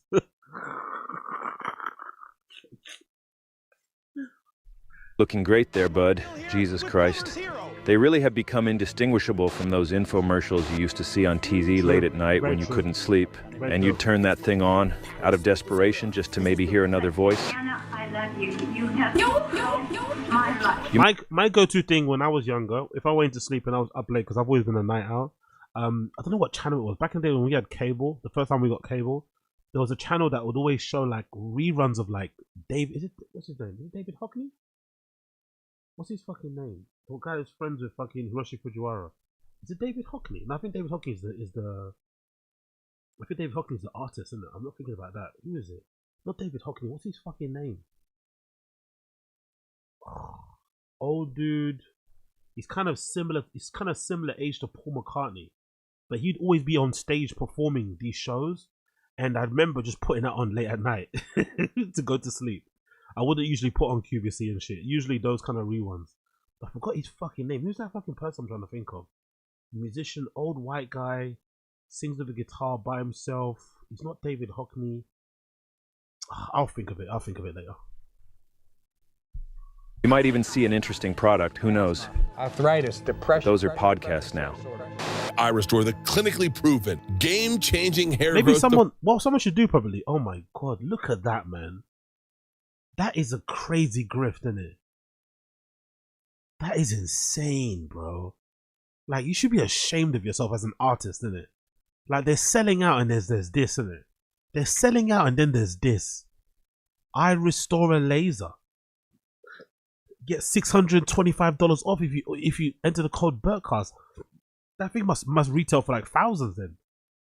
$625 off. Look at that.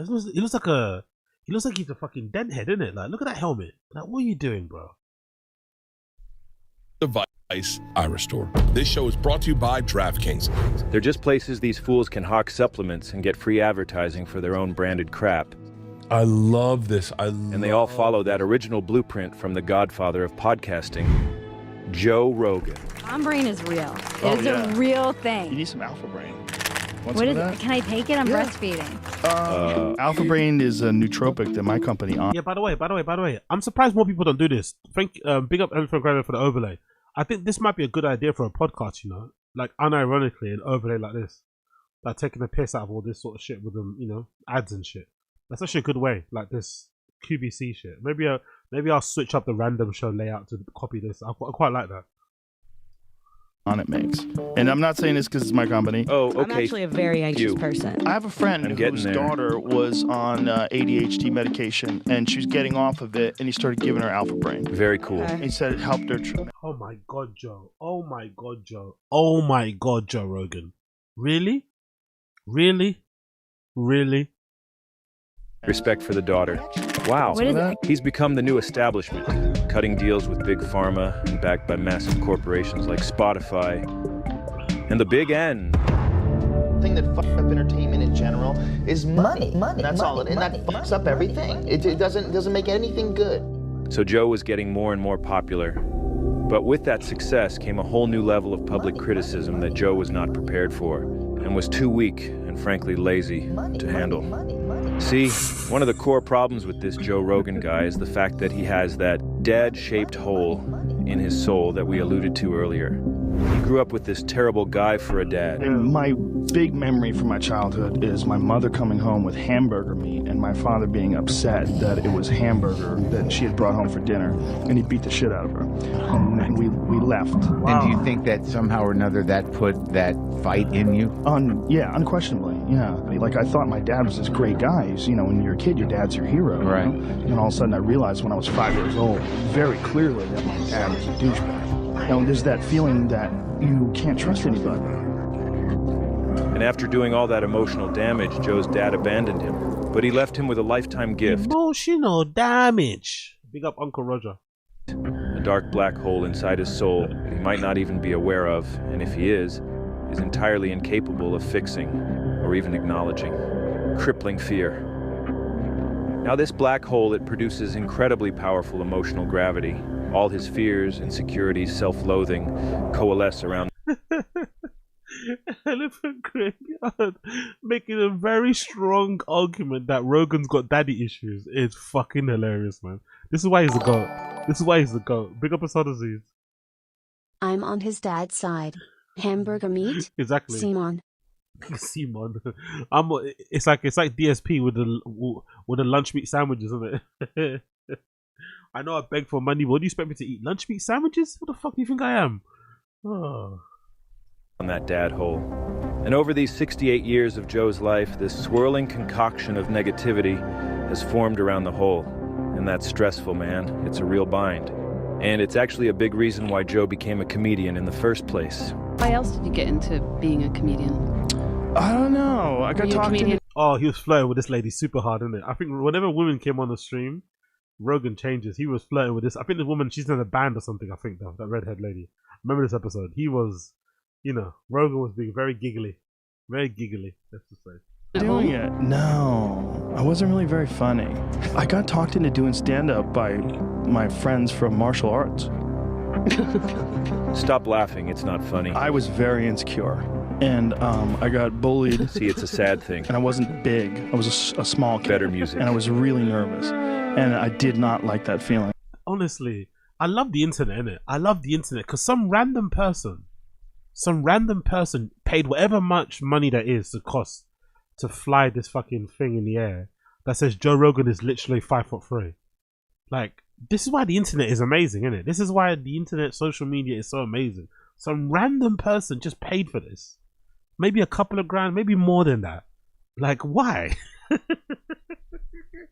For no reason, just for the fun of it. Just for the fun of it. I fucking love the internet, man. Big. I was a small kid. Better music. And I was really nervous. And I did not like that feeling at all. Yeah, I went to an open mic night. I watched amateurs try it. Like, most of them don't know what they're doing. They're terrible. Like, people who really suck inspire you to do it because they lower the bar of expectation. And do you still do your stand-up? Yeah. Oh, come on. That is the... Do you still do your stand-up? Bless her. You said it like a concerned mum. Look at Rogan's face. Do you still do your stand-up? She does not watch. She does not want to watch. Oh, that's fucking brilliant. Emperor of comedy you're talking to. See, there are two main strains of comedian. Yeah. The first kind are the people that are creative artists that have weird brains and maybe even have a triple-digit IQ, and they're driven to create. They are compelled by the muses or whatever, and it makes sense that they're comedians. I like an escalator, man, because an escalator can never break. It can only become stairs. Oh, joke.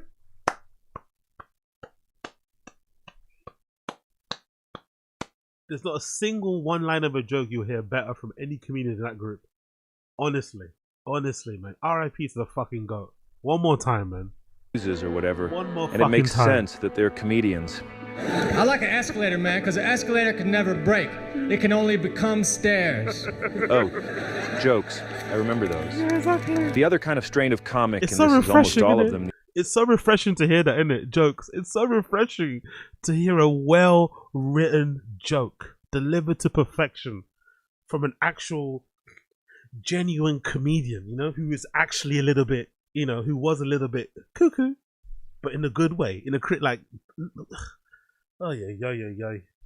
These days are sad people with black holes inside their soul who get into comedy to try and get external validation from audiences and to indulge in the delusion of power that they feel when standing alone on stage with an amplified microphone where nobody else is allowed to speak. And probably they should lock their phones in a bag too. And now I'm trying to think about who else stood on stage with a microphone trying to fill a hole, vying for attention and power.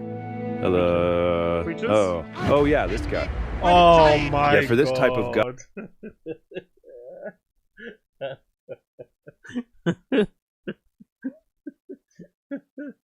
Comparing the Rogan verse. Oh no, honestly, comparing the 300, the 250 of the elite comedians to Hitler is a wild take, bro. I love fucking Hitler from Graveyard. What a fucking curveball. Guy, stand-up comedy is a dream. They're sad little guys who seek power and external validation. It's classic Hitler stuff. And it's scary, psychotic stuff. Free speech. That's what we're fighting. That's all I'm fighting for. Fuck, it's Dave. When I'm on that stage, I'm there to dictate your emotions. Oh. Dictator at that point. He admits it. That's all we're fighting for is free speech. It's this weird power fantasy where if free speech, but I'm a dictator. How does that work? Is that like an oxymoron of sorts? Free speech advocate, but I'm also a dictator on stage? Huh? they're lucky, they can find enough other dumb sad guys in an audience who will give them the laughter and applause they need so badly. It's the guy. Would you rather be happy and a lot of people not see your art? I wouldn't be happy. I wouldn't be happy. I can already answer that before you even finish that question. I couldn't be happy if people aren't absorbing art of mine. Sounds familiar. Why do you think that is? Because I'm addicted to it now. I'm addicted to that feeling of validation. Gratification, instant gratification, validation, all of it. And this shit era of comedy is all built around guys like this. whose entire scheme is simply pandering to the most easily entertained brain-dead audience imaginable to get that quick, self-soothing dopamine hit. And at no point are they funny. And that's the real issue. And they're just too lazy and stupid and driven by urges other than the pursuit of... Jeremy Piven. Wait, what's this? 1,000 years ago, what is this? I did a show called Entourage. You imagine if we tried to reboot that today in this climate? Yeah. We used to have billboards everywhere. Just those billboards today, 5 straight, white, focused men coming straight at Take me back. People would be like, is that it? Hey, doesn't he have the same mannerism as Bryan Callen? Is it me? I wonder if Bryan Callen has been teaching him stand-up comedy. Is it me, or does he have the same mannerisms as Bryan Callen? Or Callen? No, doesn't he kind of move like him a little bit? I wonder if he went to the school of Callen for stand-up. Documentary about January 6th? Yeah, that is really good stuff. That actually changed my mind. This era of comedy rules. This era of comedy rules. So yeah, comedy copers. That's the kind of comedian Joe is. And it's sad. He'd love to shrink the size of that dark amalgam that haunts him, but he can't because he doesn't seem to realize, or maybe it's too painful to think about, that he's only chained to that swirling mass of negativity because of the emotional gravity of that dad hole. Address the trauma of that dad hole and the rest floats away into the void. But he can't, and he won't. And because of that, he's stuck with that black hole inside, and the dark amalgam that surrounds it, which, in 2020, was about to grow to terrifying and unimaginable proportions. Hello, everybody. I have an announcement. The podcast is moving to Spotify. Thanks. Joe made a big boy business deal with the... Thanks. Yeah, he knew. That wire cleared. That money dropped in his account. Could you imagine what it must feel like when you get 200 mil in your account for doing fucking podcasting? 300 mil? No wonder he's a shitty comedian. Don't get me wrong. He's always been shitty, but it's no wonder the podcast has gone to shit and the comedy is even worse. 300 mil for doing the bare minimum. Come on. Partly Chinese Communist Party-owned Spotify Corporation. And after that, he started getting in a lot more trouble for making up stuff on his show and like ruining society and things like that. And at first he had to keep apologizing when he got caught lying, which is crazy to think about now, but it was a different era back then. Historic fires are ripping through 3 western states. Hello, everybody. I need to make an apology and a retraction. I said something on the podcast about people getting arrested for lighting fires. I got duped. It's wrong. And I said it without looking into it. It's very irresponsible. And I'm sorry if I duped you as well. I know it feels very irresponsible of me. I don't take it lightly. I'm very upset with myself. And I apologize to you as well. Sorry. The guy was in way over his head, and his inability to distinguish reality from fiction was starting to stress him. It is quite wild, isn't it? How somebody like Rogan, who's been on the internet for so long, gets so easily duped by stuff on the internet. Maybe it's just a boomer in him, but if you think about it, he's been on the internet for a long time. He was like streaming on like Justin.tv. That's like early precursors to Twitch. Like he's been online for ages, but he still gets duped by the most, easily fucking thing that you can not get duped from. It's fucking wild. Big up Austin Casey. What clothing era was worse, wallet chain Rogan or mustard-colored polyester ill-fitting shirt Rogan? Oh, ill-fitting shirt Rogan, hands down. I thought the wallet chain Rogan at least had something going for him. He had little rascal hats going. He'd wear t-shirts with graphics on it and shit. He looked a little bit cool. And he had the fucking beard going with the hair a little bit. I think wallet chain Rogan was way better. The fucking elongated sleeves what make him look like a fucking child wearing his dad's shirt. I fucking hate this version. With the fucking shoes that are tied super tight. Like, yeah, no thank you. And the super skinny, stretchy jeans, no thank you. Knowing how much he was bound to keep screwing up and how much trouble he'd keep getting in. Sorry. And, if that wasn't bad enough, his best friend humiliated him for apologizing. What do you think about our buddy put an apology today? Sorry. Who? Did you see Joe Rogan, but he got a fact wrong. Yeah. Poor Joe Rogan. He put the apology up. Sorry. They would tell him go in court. He was that. Yo, big up Ryan Harty. Rogan needs a handler. Yeah, exactly. We all need handlers, man, in this new age we're living in. We all need handlers. Big up the handlers out there, aka our mums. It's hard for my dog. My heart goes out to him. He had to put an apology up and shit. I guess things look good when he was. Things look good in the basement, dog. Once you take that Spotify money, you gotta start apologizing. Look how nervous they all get. I don't. That's the thing that really bothers me, innit? It's like Rogan is some sort of protected fucking species. Like Joe Diaz is doing what every comedian should do, busting Rogan's balls for doing that fucking apology video, like he's fucking a hostage victim or something. And they're so awkward. Like Christina P and Tom, they're just awkwardly smiling. They don't know what to do because Rogan's been brought up in a not so flattering way. Make him believe you can't, the poor guy. That's what happens when you get that money. You cash that big check, you gotta watch what you say. You see it? This marked the start of the apology era, which would end up being way too much adversity for Joe to handle. And to get out of this bind... Also Jeremy Piven acting like he wasn't Me Too'd. Yeah, exactly. Yeah. No, that's why he's on stage though. He's acting like he's Me Too. That's why he's on stage, brother. You got it mistaken. He's on stage because he got Me Too, That's why he's on stage. He'd rather be on a Netflix show, trust me. He'd rather be playing some high class lawyer, the leader of CIA, some FBI fucking agent. Like, he'd rather be doing that for sure. You'd think he wants to be on stage telling fucking jokes about Entourage. He wants to be in movies, bro. Like, he's on there because he got cancelled. Joe was about to embark on a transformation that will surely be studied by psychologists for the rest of time. How serious is this? Is this something that we need to be terrified of? So, long story short, a pandemic started, Joe couldn't handle it, and he went and had a panic attack in the sauna. Well, I was scared out of my mind in the beginning. When everybody's shutting down in the beginning and people are stockpiling food, I was worried about people I knew getting really sick and dying. And then I was convinced that I had it. Isn't it wild, man? How the richest people in the world were the ones that were panicking the most. And that's regular folks who just got on with it, innit? You just adjusted. They didn't really cry too much, just adjusted to that horrible phrase, the new normal. But the richest people in the world were freaking out. Like just so upset that they couldn't do what they usually did.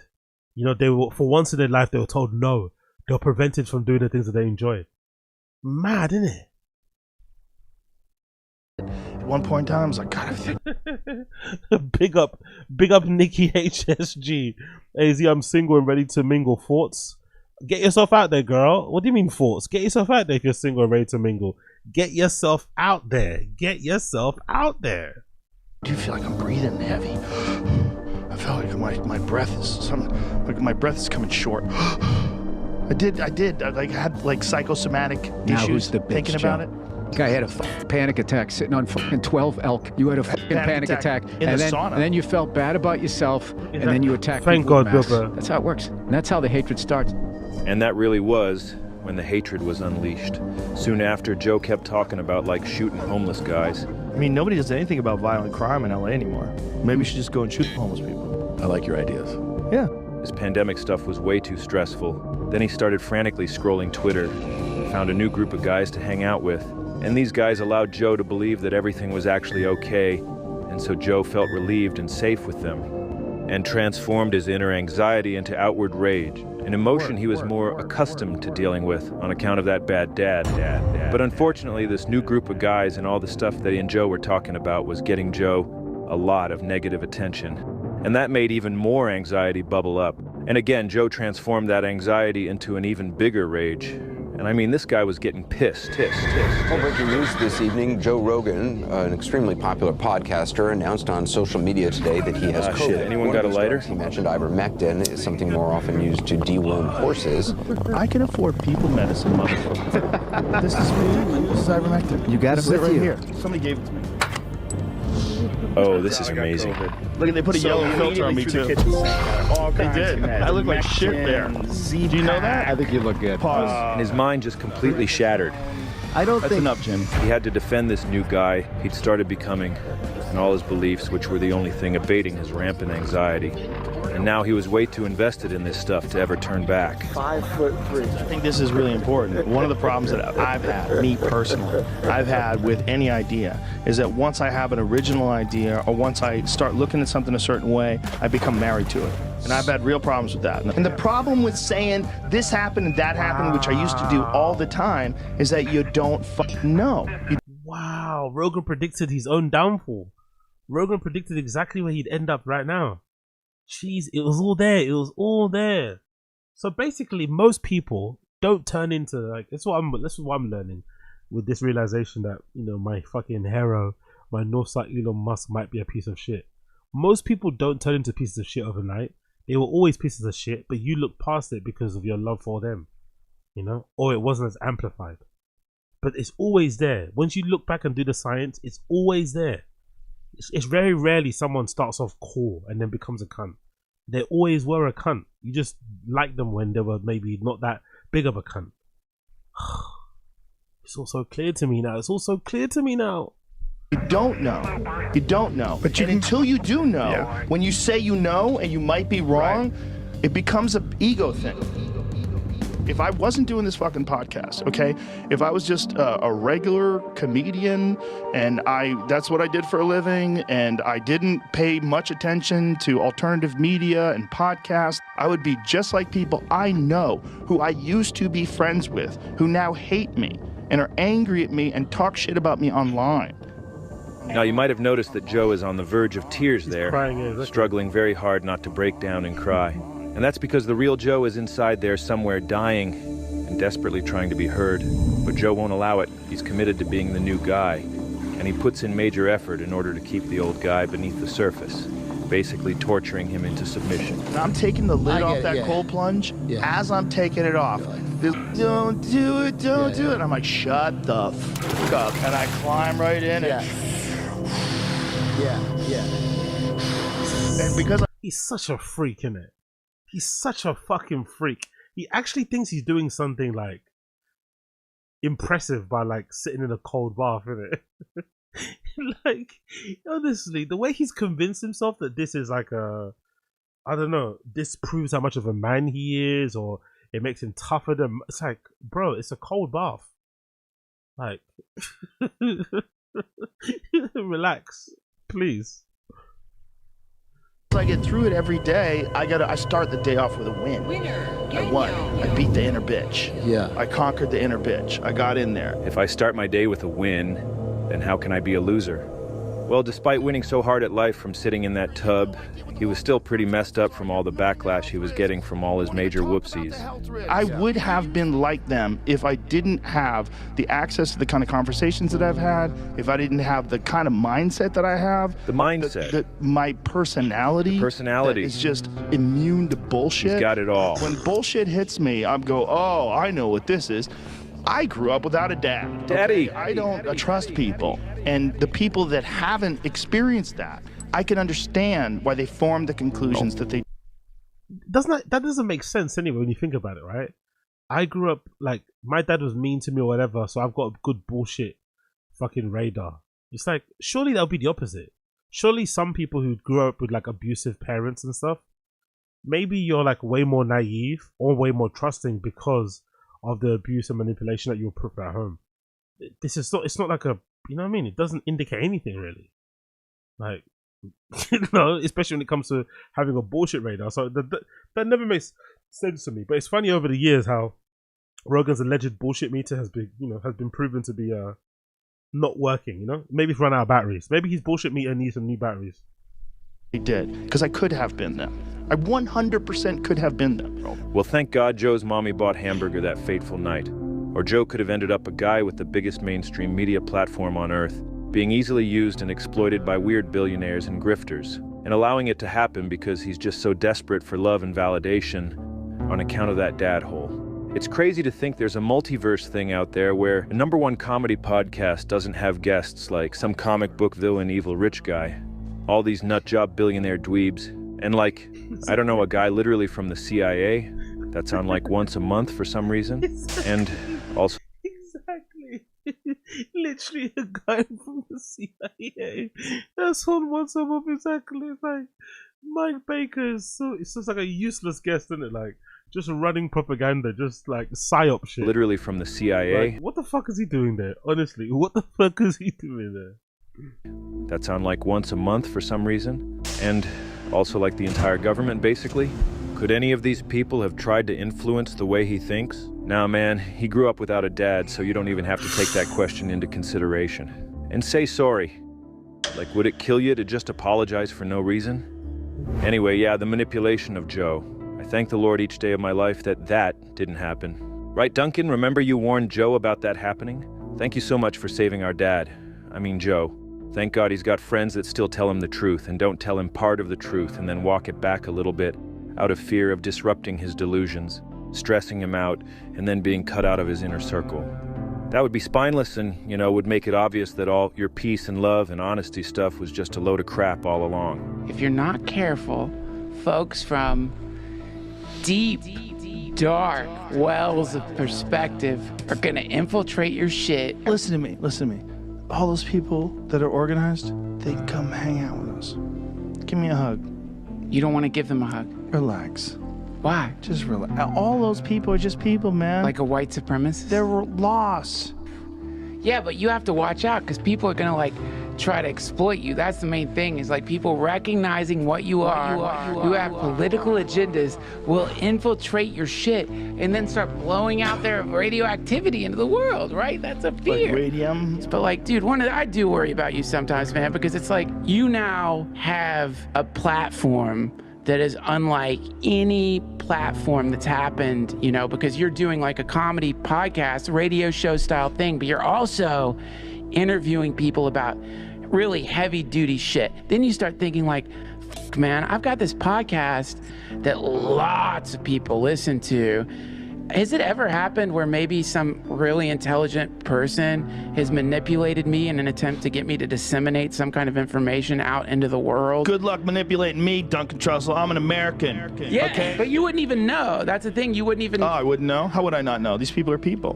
What? They're going to be if someone is so good at manipulating people that they can manipulate me and change the way I think about things. Yeah. Well, then good luck. So Joe got attached to all this COVID stuff, and everyone was either yelling at him and calling him a dangerous idiot, or they were showering him with praise for widely broadcasting all their favorite ideas about what reality might be, and making them feel validated. So, if you're a fearful, self-loathing, and external validation-seeking guy like Joe, which side would you embrace? Well, instead of posting more apology videos, he opted to fully dive into a wonderful new safe space.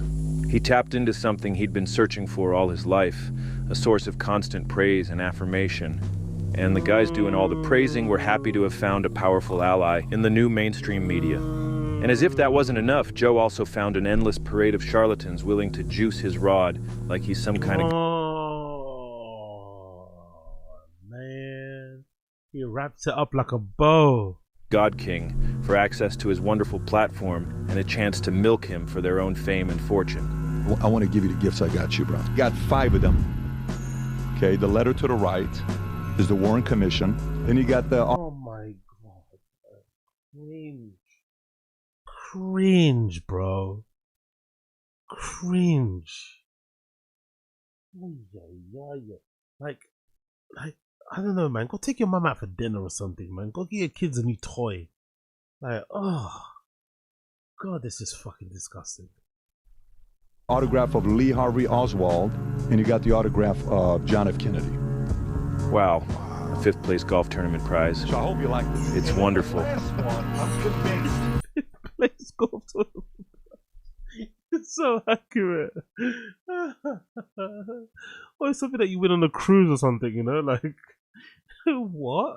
Joe loves it though. This is definitely Joe's. It's a good gift for Joe though, because someone like Joe like that, he would love that. He's definitely gonna be.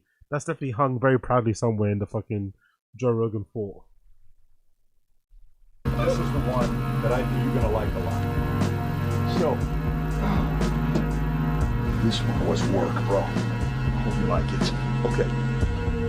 This is with the what do you call it when you're doing a... Whoa. Yeah, it's called a BPSRJ, a blatant public sycophantic rod juicing. And Joe just laps it off. How the fuck did he come up with this shit?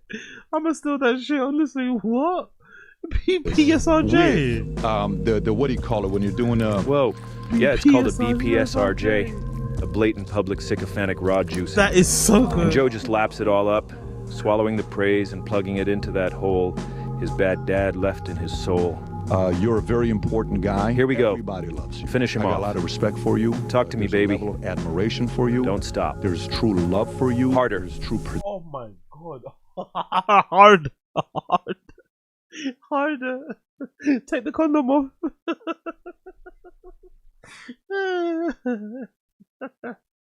Milk.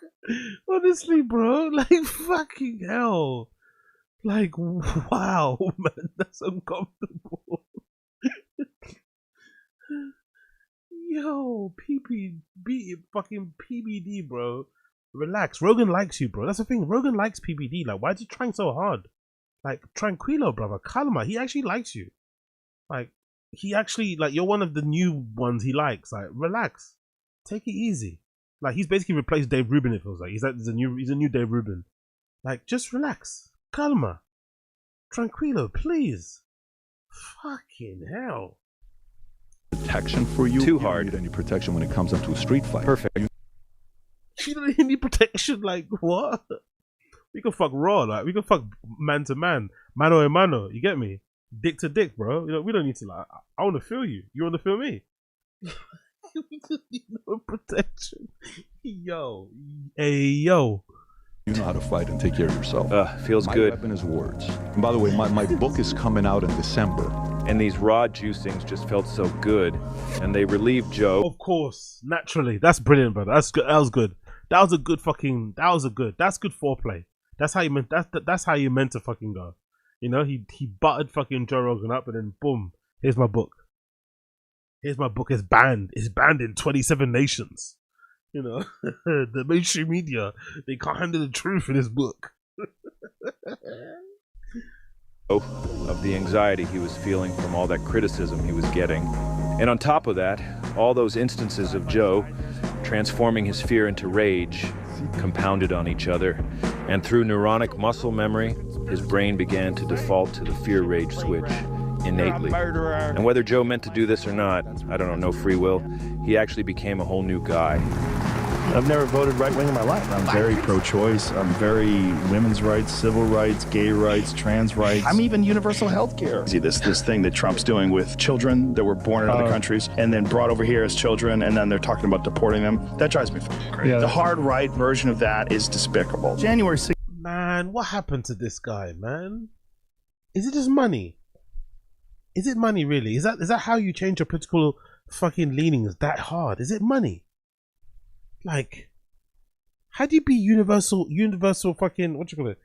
Free healthcare, universal basic income guy, fucking pro-trans, like, how do you end up to be that to this? Ugh, Rogan, man. Come on, man. All my heroes are letting me down, man. All my heroes are letting me down. Sixth thing is important. And one of the reasons why I think it's important because it highlights the reasons why a guy like Donald Trump is so dangerous. Joe Rogan endorsing Donald Trump. Joe Rogan just endorsed me. Is Fucking Thank you, Joe. Here we go. Becoming a new guy oh my God. is a very effective way of... Oh my God, that's disgusting, man. Utterly disgusting. Utterly disgusting. The smiles they shared. Look at that. Trump is over the moon because he knows what that endorsement does. He knows what that endorsement did. He knows. That's why he went running to that podcast. He knew the power of it. Here we go. Becoming a new guy. Look at that. Look at that. Look at that. You don't even see Rogan smiling at that with fucking Brendan Schaub. Not even with Elon Musk. That's a proper love. Look at that. You can see he's smiling with his eyes. That's proper love there. Guy is a very effective way of slipping out of the shackles of judgment anxiety. Simply identify a crowd that you want to belong with, and then reconfigure your entire personality in order to fit in with that group. It's like, you remember when Madonna had a fake English accent and everybody's like, bitch, you're from Brooklyn or wherever the fuck you're from. Yeah. You are not from England. Like, Yeah. you can't do that. They were like, Yes, they all jumped in the back of a U-Haul truck together. There has never been. You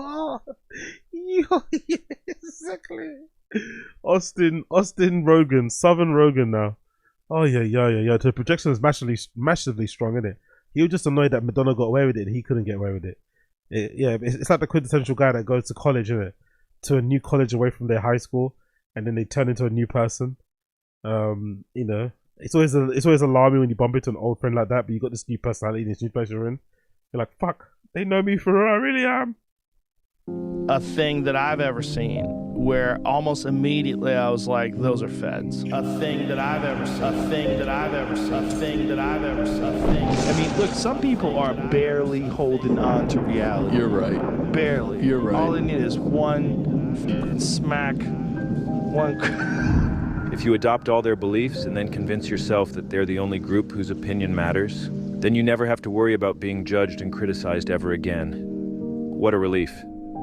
This rap guy, Machine Gun Boy, he too became a new guy recently by employing the new body, new guy technique himself. I'm in a new body. I literally am in a new body. Like, I covered everything on my arms and my body. I left windows to it. Oh, you see the beard, by the way. Machine Gun Kelly might be the only guy in the world I've seen who looks worse with a beard. I've seen him recently on the red carpet. He looks worse with a beard. He actually looks way better clean shaven. Most guys looks improved with beards because it gives you a fucking fake jawline and covers up some of your fucking horrible bottom chip on your face. But he actually looks better clean shaven than does with a beard. Small observation. But just like there's windows to my old work, but I'm a new person. So the evolution has like led me from a caterpillar to a butterfly now. Hold on, that was kind of deep. Transition into a new guy is very difficult, and it takes many years to become fully immersed in the self-delusion. But upon reaching the maximal delusion saturation, I love hood niggas. All he said was transition, right? Or whatever he said, the word, a big word, and it made Gilly say, "Oh, okay, that's deep. All you got to do is string a couple deep words together, and some hood guy in America is gonna think you're fucking Einstein." You know what I mean? Because you said maybe some complicated word. You said a big word, and it made their brain fucking frizzle. Like, relax, Gilly. It's not that deep. Point, your simulated self becomes more real than your original classical self, and the transition into a new guy is completed. And after years of waffling on the fence, as we enter the year 2025, Joe's transition into this new guy appears to finally be complete. Well done. You gotta remember, like, they were probably messed up. The reason they're doing what they're doing is because something happened to them earlier on. There was an aggressive, teacher, uncle, somebody that just maybe a dad. A dad was drunk. Yep. There's stuff that pushes them in that direction to be expressive, controlling, and wanting to be. That's actually dad in it. That's actually dad as well. I think he was on the subreddit as opposed to him. He actually seems like a bit of a cunt as well. Acknowledged and do it exactly my way because I was powerless as a child.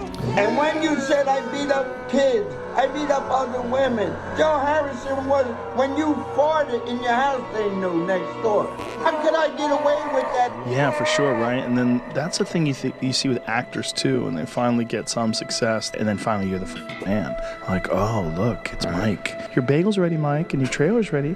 And then Mike is, get me a fucking coffee. Like, oh, Mike, anything for you. And people act in this disproportionate, very insane way. You know what I'm suffering? Jamie, this coffee sucks. Water. I don't know what happened, but you made it like almost, it's literally like almost like water. Can we get some more? We're going to talk about this. This is the worst coffee I've ever had. Sorry. Jesus Christ, Rogan, man. Relax. God almighty. We're going to talk about this after the show. Like, what? He's going to tell him off about the fucking French press coffee? Yo, chill. Exponential here, by the way, is OpenAI or whoever makes the next model. Oh no, bless him. Look at Jamie. Look at Jamie saying sorry. The exponential here, by the way, is OpenAI. Oh, he does so much already. Just like sorry I didn't brew the coffee to your exact fucking preferences while I'm running the fucking soundboard, switching the fucking cameras, making sure the fucking levels are correct. Like, I apologize, right? And let's be fair, Joe Rogan's audio is fucking perfect. Not like mine. Joe Rogan's audio in his podcast is fucking perfect, and we have to pop all the fucking credit to Jamie. He's a fucking great producer. He Googles, he's running the fucking, he's doing the fucking camera switches, checking the levels, and then, Rogan's ragging on him for fucking not sorting out the fucking coffees. Oh, and by the way, big up Coiler. He's definitely one that will appeal for this. Brother, look at this fucking table. What is with these tables with stuff? It always boggles my mind how they are comfortable podcasting like this with just a table full of shit, like just covered in stuff. Look at this. cans, aerosol cans. It looks like an ice bucket, mugs, hats, merch from previous guests, gifts. Man, look at it. Look at it. Like statues. Like, what the fuck is this? Fucking hell. AI or whoever makes the next model. Jamie, this is still super watered down. It just have to let it like. I did. I just put the water in. I'm telling you, dog. There's a ton of coffee. Get me a coffee. Set of stable materials. Coffee's terrible. I'll just tell you right now. Jamie, this is terrible for coffee, though. You're like, this is fucking terrible. Oh, he looks. Bullshit. He looks like. It's terrible. Sorry. And it really makes you wonder, you know, like, how many times has Joe done this? Let's relax, Joe, with the fucking coffee. And I think those guests were the ones that he was bored of. I think he was also being passive aggressively dismissive to the guest. He didn't really care about what they had to say. That's why he's probably ragging on Jamie. But bro, just deal with it after the show, man. Like, God almighty, so unprofessional, so mean. How many new guys has he transformed into over the years in order to avoid actually facing the dad hole head on? And who is the real Joe Rogan underneath all of those guys? And do the old guys still exist somewhere? Or do they float away to die in some... Yo, big up Josie. Yeah, exactly.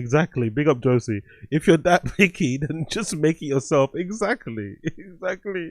If you need it brewed a particular way, it's too watery, just go fucking make it, but it's not that difficult. Fucking hell. Astral plane. Oh, or maybe one of those other branches of the multiverse. I don't know, but it's all very friggin' cerebral. So just a quick recap. We're exploring how did comedy get so shit? And surely you know the end of this shit cycle is coming any day now. You're all aware of the ever-growing industry of guys pointing out how shit the ship era is. People are catching on, guys. Don't wait for the rest of the rats to start jumping off the Rogan shit ship. Be that rat yourself and fucking jump already. It's time to leave Daddy's house. I mean, would you rather be at the forefront of the great post-Rogan comedy rebuild? Or would you prefer to face a jury? Yo, big up Coiler, appreciate it, it's a brother. 2-hour pod and table looks like a 7 a.m. afters. Exactly. And big up the people who have been to afters where I've never done it, but big up to people who've been, because it's literally like somebody killed a cat in a room. When somebody accidentally spills something on the table and it spills into the plates or the baggies that are there on the table. Yo, there's never a more scarier moment when you're at an afters and somebody tips a drink on the table where all the fucking multivitamins are. Oh my god. That will definitely sober you up pretty quickly. Of your peers at Comedy Nuremberg. Sorry. Anyway, so King Joe became a new guy. It's fucking insane, but he did it. He's the mainstream king. And this new guy he's become has allowed him to make a massive power grab within the US government, cementing his position within the establishment. He's the comedy czar, and I honestly can't even tell if he's aware of the fact that he's become the unofficial podcast of the US government. He's got a direct line to the president. Wow. That's so true. He has become the unofficial podcast of the US government, isn't it? Especially this government or this administration. Fuck. He is a mouthpiece for the US government. That is pretty crazy. But we definitely hate it in Canada right now. Oh, yeah. See that hockey game? Kick Canada's ass. Sorry, Canada. In Canada. Excuse me? It's not good because that's their fucking sport. Oh, really, dude?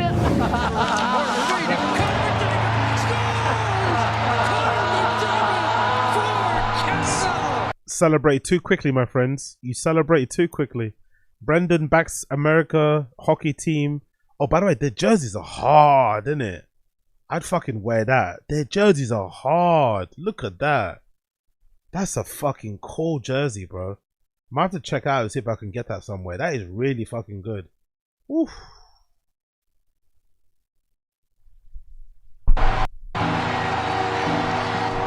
Eat shit. All right, sorry. What were we talking about? The talk about turning Canada into a 51st state. Oh, yeah. He's serious. He told me on the phone he was serious. Yeah. Well, at first I was joking around, but then I was thinking maybe it's not a bad idea. It's so funny. He's become comedy goibles. Jobles. Just kidding. Big up Mr. Mace. It says Canada on it though. Yeah, big up Mr. Mace. Nah. Bless Canada, man. Nice country. Never been there. But if you think that's slanderous, you must have missed Joe's best friend's announcement that comedy is legal now. The Yay. left wanted to make comedy illegal, you know? Like, you can't make fun of anything. So then it was like, comedy sucks. It's like, nothing's funny. You can't make fun of anything. It's like, comedy sucks. Honestly, comedy sucks. No, one more time. Honestly, it's so cringe. It's legal now. the Yay. left wanted to make comedy illegal, you know? Like, you can't make fun of anything. So then it was like, comedy sucks. It's like, nothing's funny. You can't make fun of anything. It's like, legalize comedy. Yeah.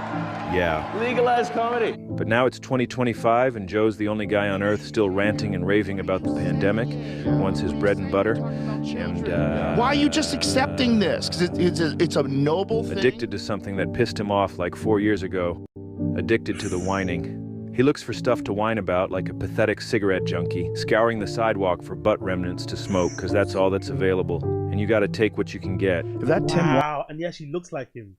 Honestly. I know I'm fucking sucking off Elephant Graveyard like Rogan, like Brendan sucks off fucking Rogan. But the editing is it's a lot, man. Especially towards the end of the video. Because anyone that knows that's doing video editing, sometimes you phone it in towards the end because you get lazy. But the attention to detail. The attention to detail and the little Easter eggs everywhere. Like, I'm sure I'll probably pick up on others when I rewatch it again. Because obviously I'm going to rewatch it. It's fucking brilliant, man. It's fucking brilliant. Walls sucker, if that guy got into power, that weirdo who puts tampons in the boys' room and... So this new guy experiment is fucking insane, but it actually kind of worked out for Joe. But Joe wasn't going to stop there. I mean, say what you want about Joe, but this guy can overcommit to stuff at a pathological level. Becoming a new guy was not enough. Though more secure in his delusion than ever before, the flimsy tent poles holding up the belief in this new guy were always threatened by critics and like just regular normal people calling him stupid and stuff. So it was still kind of stressful. Now Joe is putting in efforts to normalize the whole concept of becoming a new guy in order to legitimize his own transition. And now Joe has gifted the world a brand new blueprint to copy. It's the new guy blueprint, and guys are already getting into it. Yep. We just saw Mark Zuckerberg show up to the shitcast to unveil his new guy. We're also lucky that you got into jiu-jitsu, because I think you look different. When you walked in here today, you look thicker. You look like a different guy. It just turned on like a part of my brain that I was like this was a piece of the puzzle that should have been there. And I'm glad it now is. Now, Mark maybe wasn't quite ready to unveil the new guy, but you know, sometimes we get a little bit too excited about our new guy, and we unveil them before they're really ready. I like racing, and I feel like all these activities, grilling meats, racing cars, grilling meats, are probably two of the most fun things that you can do. Oh yeah, hunting too. Yeah, same kind of thing. You've done a lot of that as well. Yeah, well, my favorite is bow and arrow. Joe's already dubious. He's worried that Mark is going to bungle the new guy unveiling here and undo all the hard work Joe's put into normalizing new guy transitioning. But at the same time, Joe the gatekeeper can't help but become activated to defend the holy hobby of hunting. I mean, that's, I think, like the most... That feels like the most kind of sporting. What kind of bow do you have? Gosh. Whoopsie. Do you know the company that makes it? Not off the top of my head. Oh, that's bad. Yeah, no, this is embarrassing. Yeah. This is embarrassing. But Joe was enthused to see someone else try and follow his path.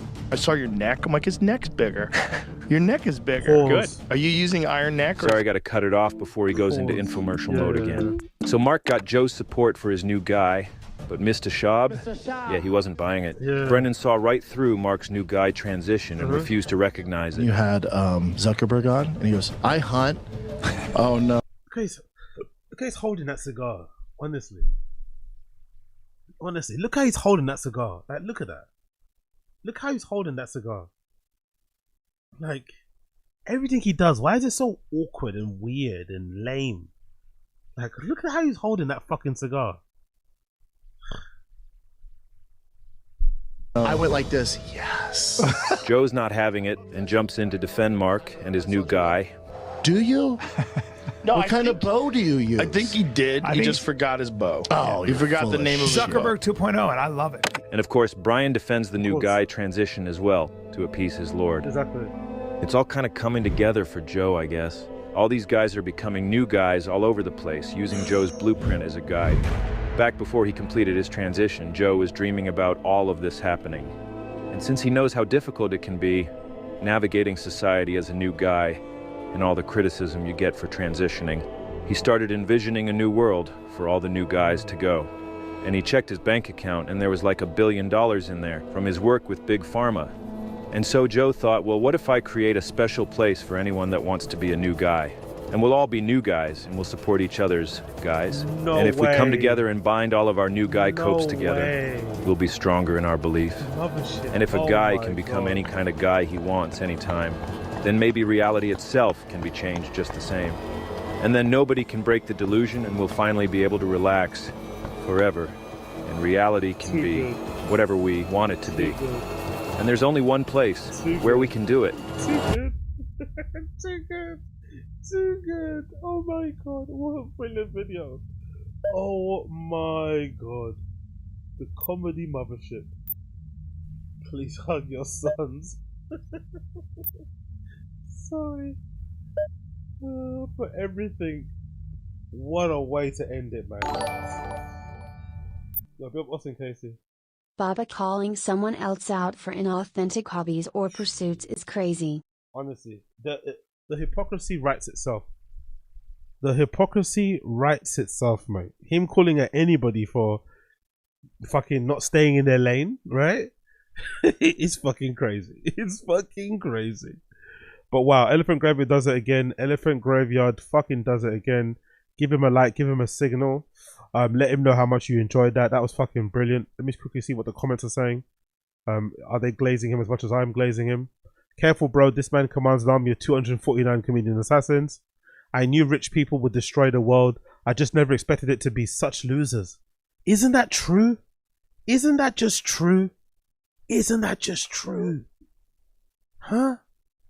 It's like the billionaires and the CEOs. When did it, honestly, like, do you remember there was a time when you didn't hear from these billionaire CEO guys unless they were at Davos or like TED Talks, or if they went to some fucking they did some fireside chat somewhere, or they were doing at South by Southwest. You remember? It was really hard to get a lot of these billionaire, millionaire, innovator guys on the phone, on the record, because they were busy working. They were busy trying to change the world, mold the world into the you know, vision or whatever that they had in their brain, or whatever it may be. You know, fucking upending fucking industries, turning shit around, breaking new ground. Now these guys don't fucking stop talking. Do you remember that? There was a period when the most powerful people in the world would just shut the fuck up. Now they just won't stop shoving their opinions down your fucking throat. Crazy, innit? Crazy. And some of them are podcasters. That's the scary part. Some of them are podcasters. I had a friend in high school who had a rich dad. He had half pipe in his basement. Wow. Do you remember, bro? Do you guys remember that when you go to your friend's house and they had like a full fucking little skate park thing in their gardens?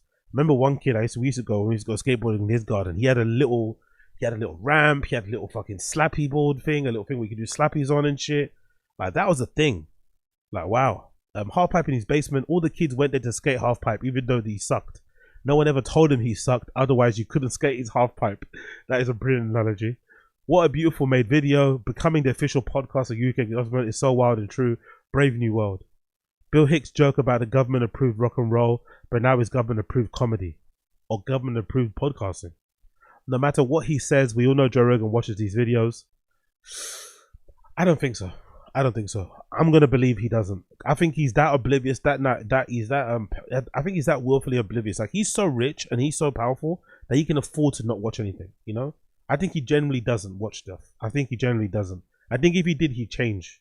I think the fact that he doesn't change and he doubles down on some of the most annoying things he does, or he repeats stories ad nauseum, I think it's proof that he doesn't. He's very purposely oblivious to all that shit.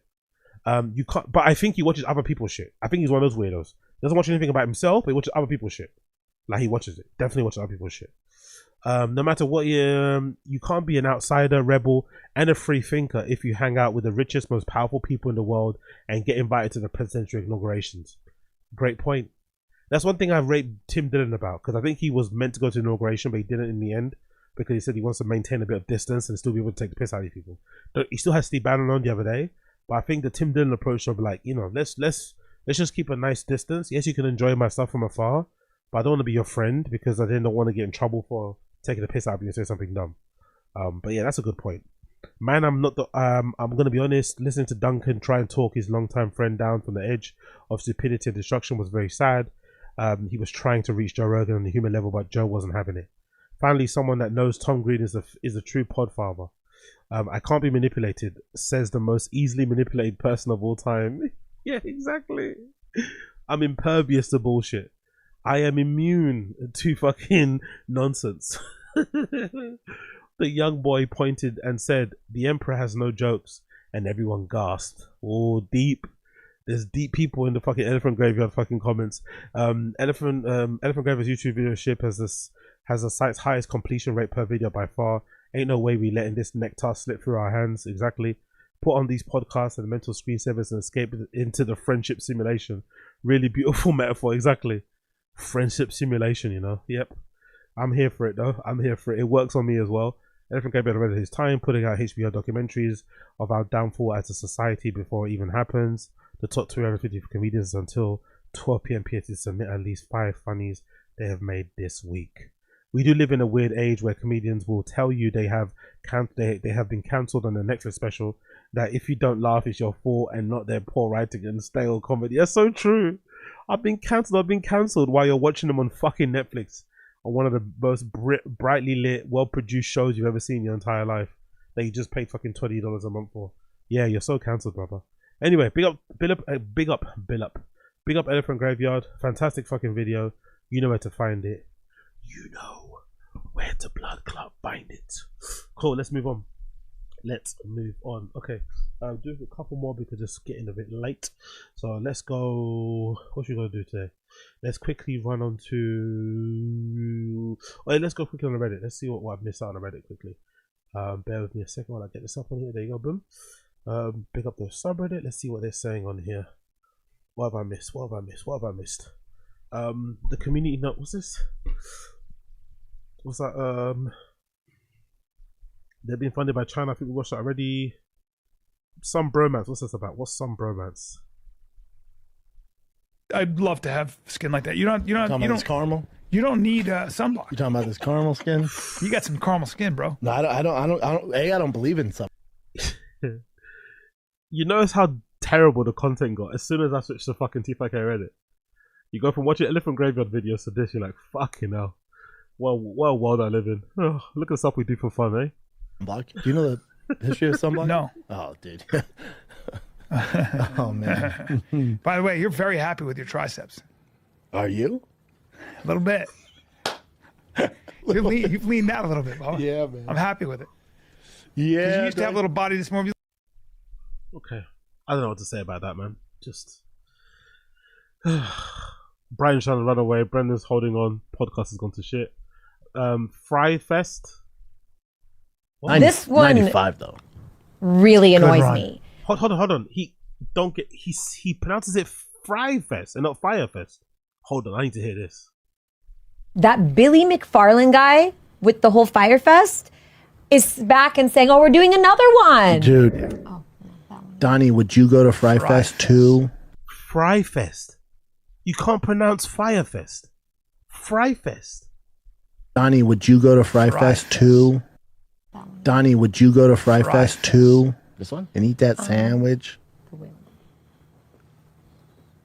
Fry Fest. Oh yeah. Anyway, whatever. This man has learned nothing. What's this all about? Love them. You're fucking around. Yeah. You can talk. You can say, "Did you ever try to say that?" You know what you left out. Like you forgot, and they're like, "Oh, I forgot about that." Yeah, that's a big part of the bit. Yeah, I never tried stand-up, so you could do it. It seems terrifying to me. But so singing on stage, you could do it. It's a lot easier to scream with 50,000 watts behind your voice, than tell a joke and Is bomb it though? and bomb. Because you could suck at that. Yeah, whatever. Big up Alrighty. AZ, you think Joe doesn't check out the subreddit? No, I don't think so. I don't think so. I think he's willfully ignorant. He goes out of his way not to know what's going on. I don't think so in the slightest. No, I think he's too rich for that, too powerful to do that. He doesn't need to, and I also think it's beneath him. I think he generally has that opinion that people, people saying stuff on the internet, don't know what they're talking about. I'm the entertainer. I'm the one doing. You guys are dumb. Blah blah blah blah. I think so personally. I don't think no, zero. Other people's stuff, yes. His own stuff, no. I think we're all fucking bugs to him. Little break here, kids, because what does a mechanic, an auto shop owner in Georgia, a taco restaurant operator in Arizona, and a life-saving medical innovator in Tennessee have in common? Is he reading that for the first time when they do the ads, isn't it? No, like skim read of it before you record.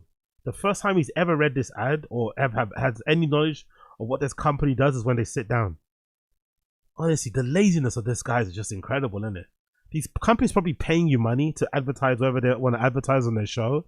They will quickly skim through it, check the website out, check the Instagram, just have a quick understanding of what you're talking about. The first time he's ever laid eyes on TikTok economic impact is when he sat down on that show.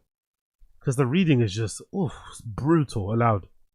They're all small businesses. You're right, dude. Yeah. And they're all thriving on TikTok. She Mechanic, Arizona Taco King, and CPR Rap are just 3 of the 7.5 million businesses across the U.S. that are using TikTok to compete and grow. And these are from family-run establishments to entrepreneurs. 70% of businesses on TikTok say the platform has allowed them to scale their operations, increase sales, and expand to new locations. And that growth means jobs. Today, millions of businesses on TikTok employ more than 28 million people and counting. That's crazy. Small businesses thrive on TikTok. Learn more about TikTok's contribution to the U.S. economy at TikTokeconomicimpact.com. That's a brutal advert, though. That's a brutal fucking advert. How far they've fucking fallen. It was Black Rifle Coffee and all these other big brands and shit. And now it's what? TikTok economics. Huh? Okay. As long as they pay, I guess. As long as they pay. Community note has wrist wraps on it. Okay, I don't care about that. Oh, Bill's alumni here. Yeah, that I don't believe still. I'm still calling cappily cap on that, to be honest. I don't care. We've seen him trying to lift whatever. Was it 225 last time? We've seen him how he does it for reps. There's no way he could bounce 225 off his chest for 25 reps unbroken. I don't believe it. Not in the slightest. I don't believe it in the slightest. I just, no, I don't believe it. No way, shape or form I believe it. And it's a weird lie anyway. It doesn't really make any sense, It's a bizarre lie because I'm sure he's strong enough to do like 190, 180, whatever, right? But the 225 for 25 reps, I don't believe it. Not in the slightest. But hey, who knows? Maybe he is doing it. Clint has to remind Papa that audio is king. A long way. Long way. Audio. What else you got? That's ridiculous. I can't believe ESPN posted that. Yeah. This is so weird. Have you seen the latest, though? So, no, but I mean... Look up the latest, though. You need the latest. Yeah, the latest for that is really sad. Have you heard the latest about that? Gene Hackman? So they're saying that his wife died of natural causes first. But she was his primary caregiver and he was suffering from Alzheimer's.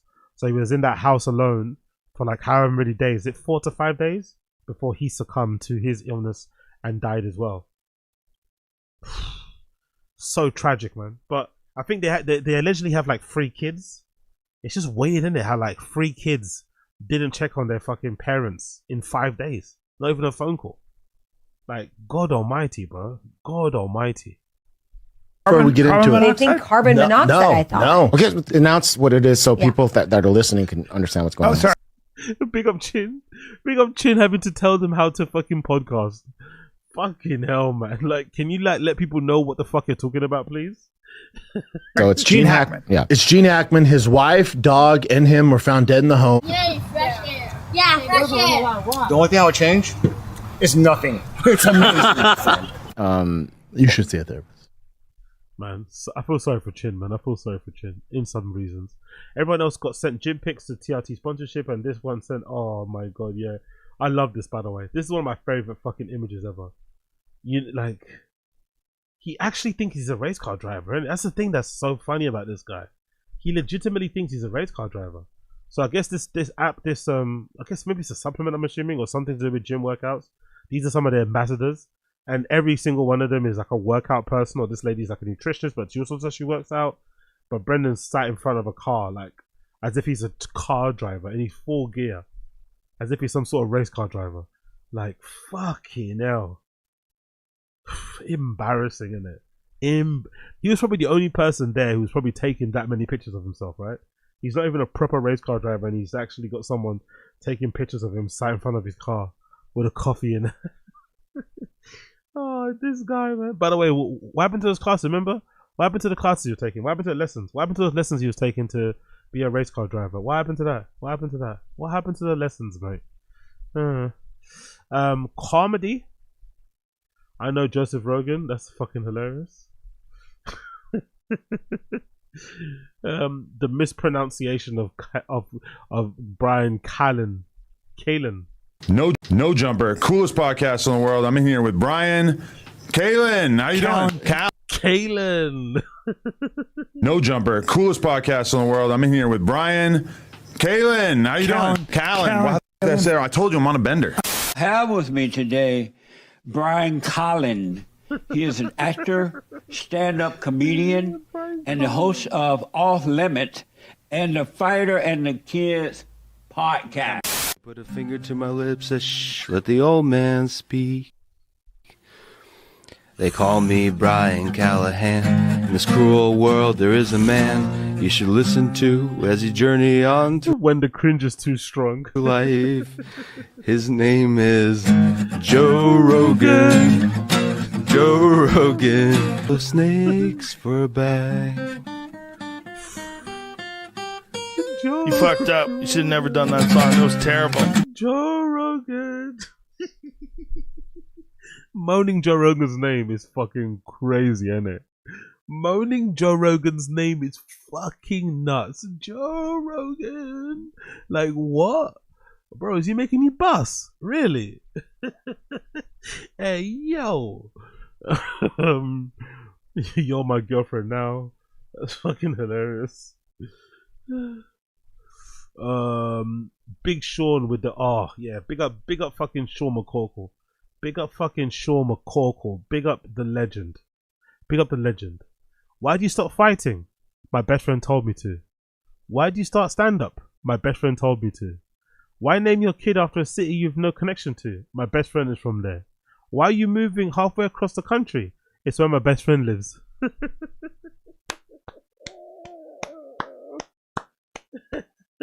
What a legend.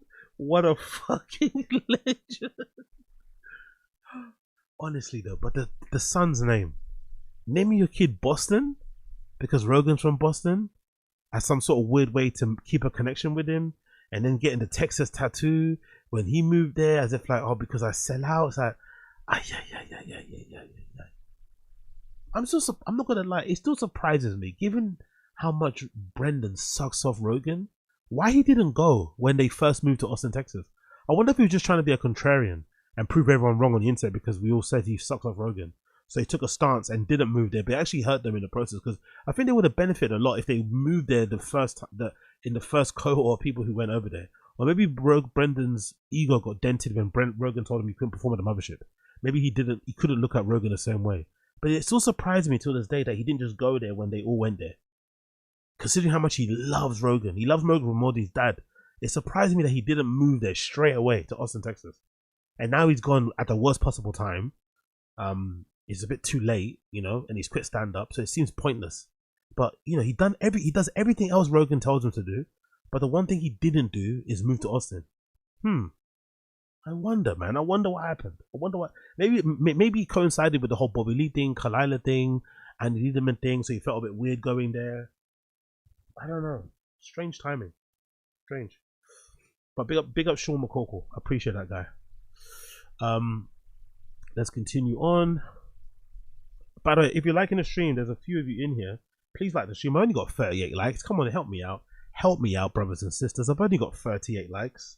If you're here in the stream and you like what you see what you like, help me out. Let me get to 100 likes. Smash the like button down below. That's all I ask from you. Smash the like button down below. Please. Thank you. Pretty please. Let's continue on. What we got here as well? Hot Chip just figuring out some things. What's this? Oh, okay. I've been gone a few long. Okay, this person's gone. We don't need that. Hot Chip. Okay, Hot Chip is Adam Carolla. Okay, nice. Look at Nick. Oh, this probably maybe it's one of the reasons why Nick is staying in LA. He's still got some connections. He's still doing some things out there, isn't it? Okay. I think Nick should. I think Nick should focus on producing, though. To be fair, because I get the feeling he does want to be he does want to be an on-air personality. He wants to be an on-podcast personality. He wants to be like a good, like, you know, B mic and shit somewhere. But I think he should just focus on being a producer personally. But you know, maybe there's still a space there for him. But you know, why not just, because if you're a producer, you will never not have a job, because there's always some idiot that wants to do a podcast. But trying to be a podcast host person like the star, it's a bit hard, isn't it? It's way harder, and it's not guaranteed to be successful. But I also got the feeling he might get into stand up. You know, I don't know. I get the feeling that he's itching to probably do stand up. So maybe it won't be too long until we see Hot Chip make his fucking stand up debut. I've got a feeling something's happening. You know, I've got a feeling. HBO equals help a brother at smash exactly, that like. exactly. Smiley big face. Up. Yeah, exactly. HBO. Yeah, help a brother out. Exactly. Smash the like, please. Exactly. Listen to Austin Casey. He's always right. Listen to Austin Casey. Big up Bryan. AZ, have you seen Kalila lately? No. Why would I see Kalila? Why do you guys keep asking me about Kalila? Why would I see Kalila for? I'm not a Kalila simp. I know I defend her all the time. I know I make excuses for her horrible behavior, but I'm not Kalila simp. I know I'm always going on my way to defend her, but I'm not a simp. Big up Bryan. Have you seen her face? She still has Bell's palsy. No, I ain't seen it. That sounds fucking grim though. Yeesh. Get well soon, Kalila. I'll send her a DM later. I'll send Kalila a DM later. Mexican cookies. What? You order a Mexican pizza, but you're not at Taco Bell. What's a Mexican pizza? There's guacamole on top of the pizza. What is that? Is that meat or something? What is that? Or is it just like taco stuff inside of a pizza, on top of a pizza, and they roll it up? How do they serve that? I don't get this. Yeah, I don't know. But to be fair, based on the background and the color of that person's hands and the state of their nails, I'm gonna eat that, because that food looks like it's gonna be bussin'.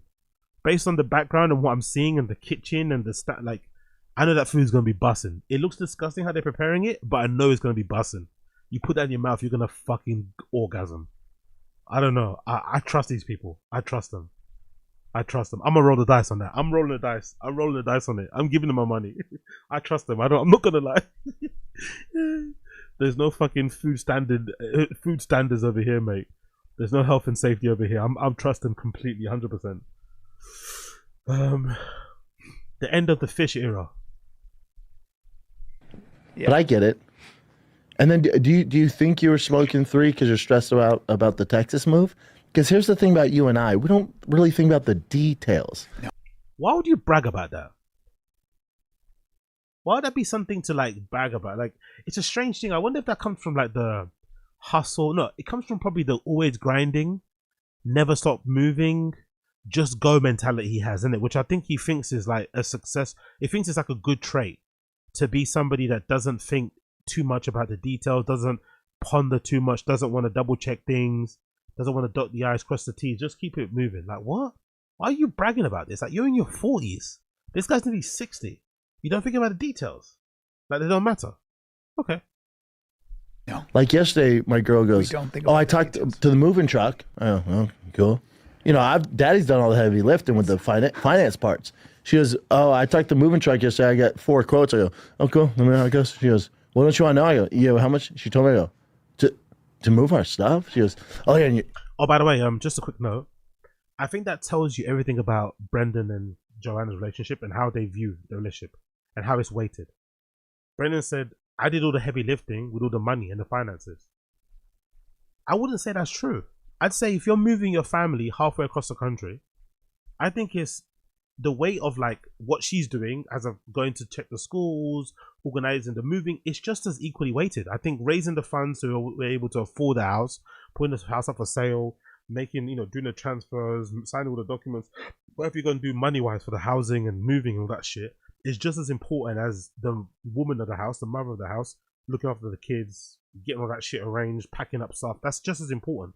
They're equally weighted, Just one person does one thing because maybe they're better at that, and the other person does everything. But the fact that he sees his contribution of just giving money or spending the money to buy the house as a bigger contribution than what the mother's doing, I think it goes to show you how they're in balance or how their relationship works, that imbalance, you know what I mean? Where she's seen as less than because she's just looking after the kids, just looking after the kids. He's doing the heavy lifting, earning the money. That's a real hard part. Okay, sure, brother. Your fish tanks, they are like, you know, you're gonna have to drain them, then the fish, and then to do all that. You hear the number, It's you about go, $8,000. oh. I went, what for everything to get the tanks? She goes, no, just the fish tanks because they're so big and they got to make sure they don't break. I went, oh, look what he's doing, bro. He's weirdly trying to blame somebody else for him throwing away his fish, isn't it? Because he stopped talking about fish as well, by the way. So he's now trying to, it's almost like he's trying to blame his wife or blame the fact that he's moving for the fact that his fish are now all dead or been flushed down the toilet. Ah, I see what he's doing. I see what he's doing. It's never my fault.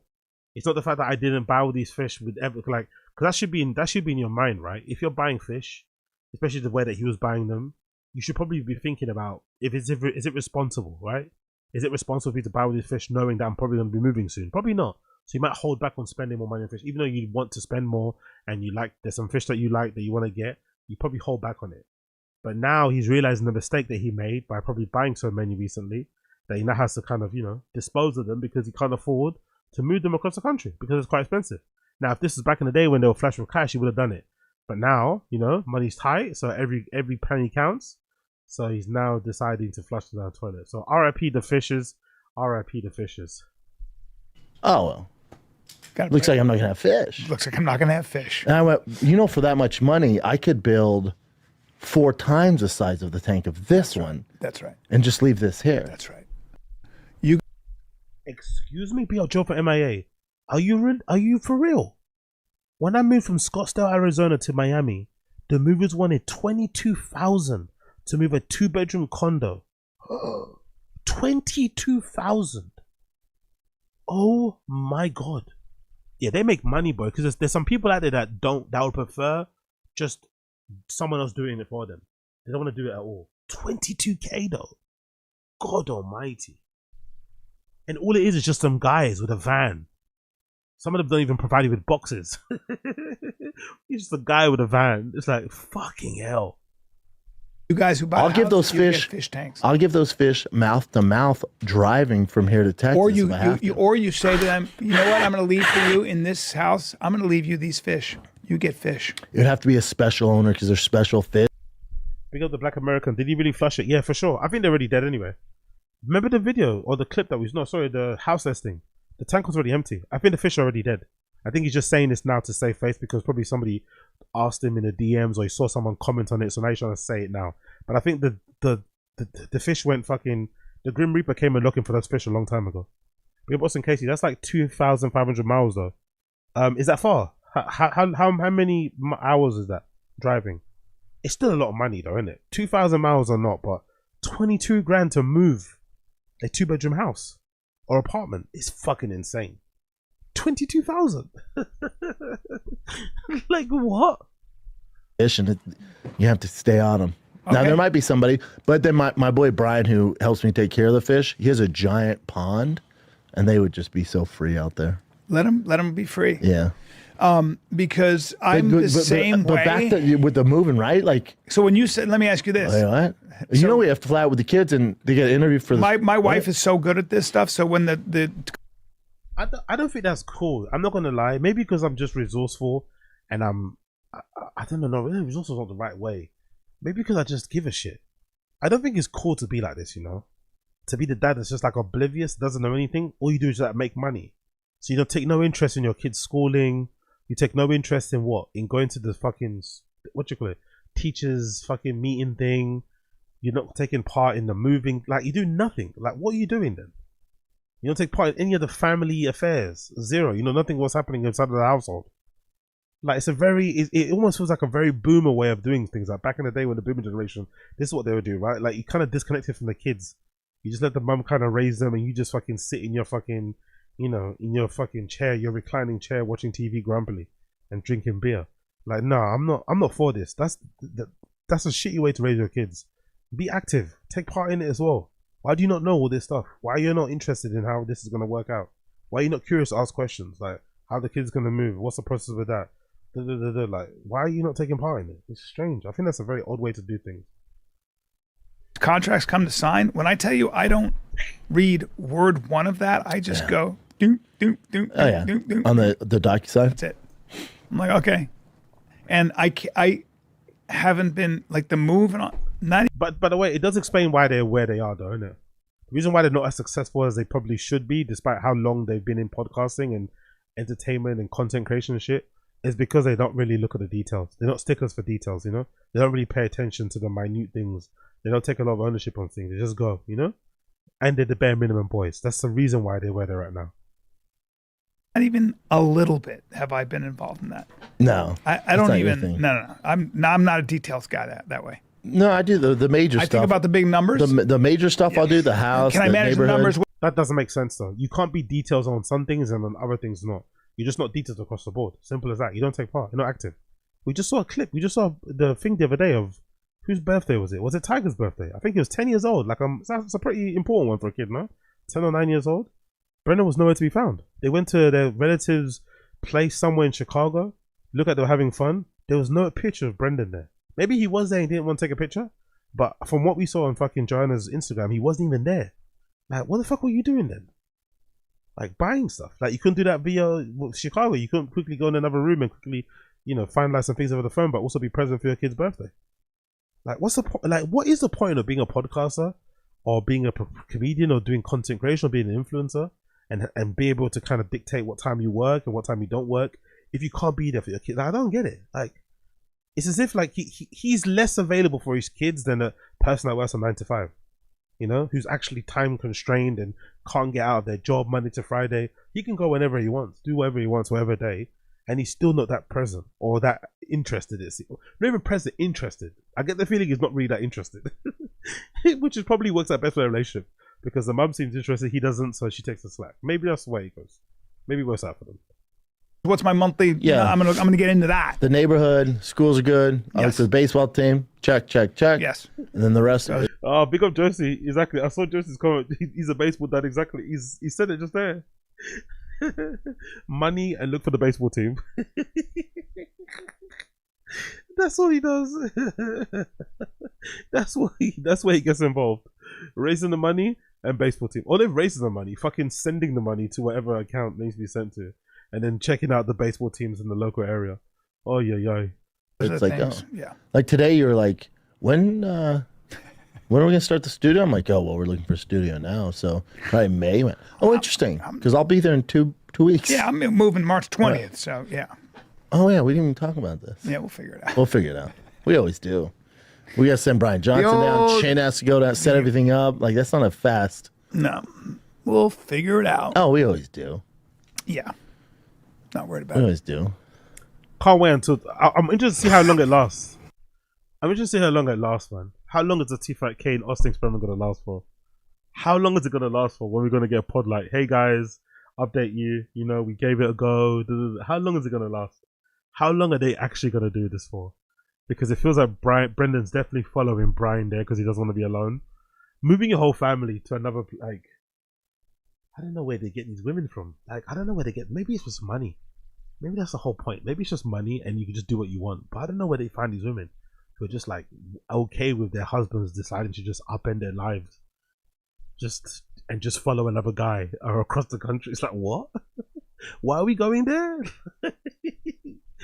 It's so bizarre, man. Like the time they should have moved to Austin was during the pandemic when Rogan went there. They both should have gone there.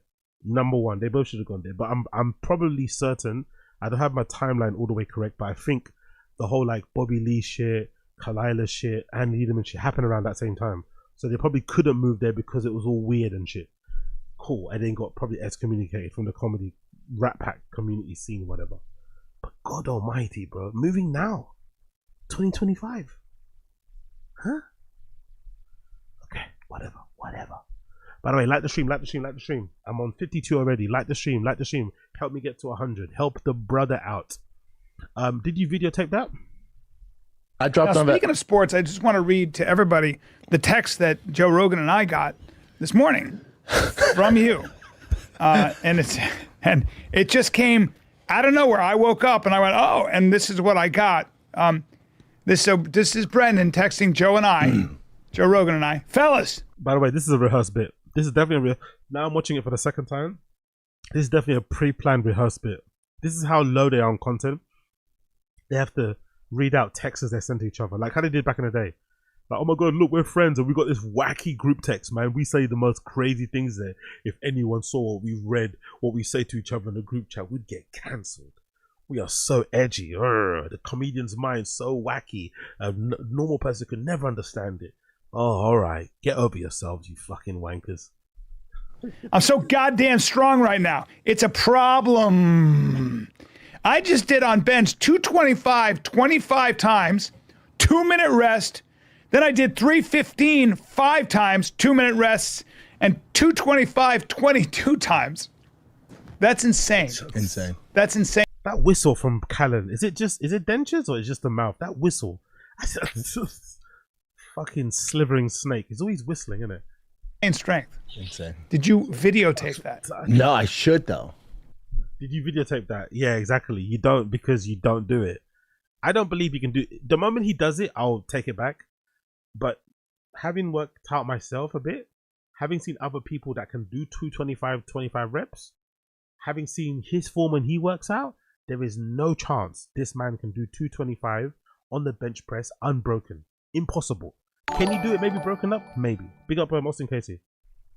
How do you think Bappa will be received by the other comedians in Austin that thought they had escaped him? Thoughtful face. He won't go. He said already he's not going to go. I think he's too embarrassed from what happened with the whole, quitting stand-up, the whole Bobby Lee thing. I think it's definitely a sore spot. You saw it from the fucking 1000 episode thing when he was crying and driving nuts and Andrew Santino doesn't talk to me anymore. I don't think he's going to go. He doesn't do well with confrontation, even though he's a fucking UFC heavyweight and he's built like a brick shit house. It's strange. He's definitely not the best in person like that. So he's going to wilt and he doesn't like getting taken the piss out of and laughed at. So he's just going to avoid him. He's not going to go. He's not going to go. I think he might even avoid going if Callen gets another weekend. He's going to make up another excuse. He definitely won't go. I guarantee you he won't go.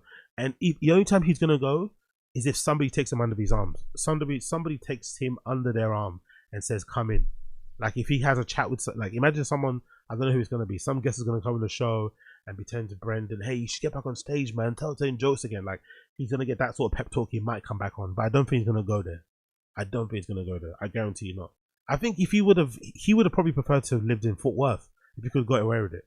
But maybe it's a bit too far out and too rural. Maybe the wife didn't like it. She went to Austin instead. But I think if he could have got away with living in Fort Worth, he probably would have gone there. He's not going to the comedy mothership. I guarantee you. But I probably should do it so people can see.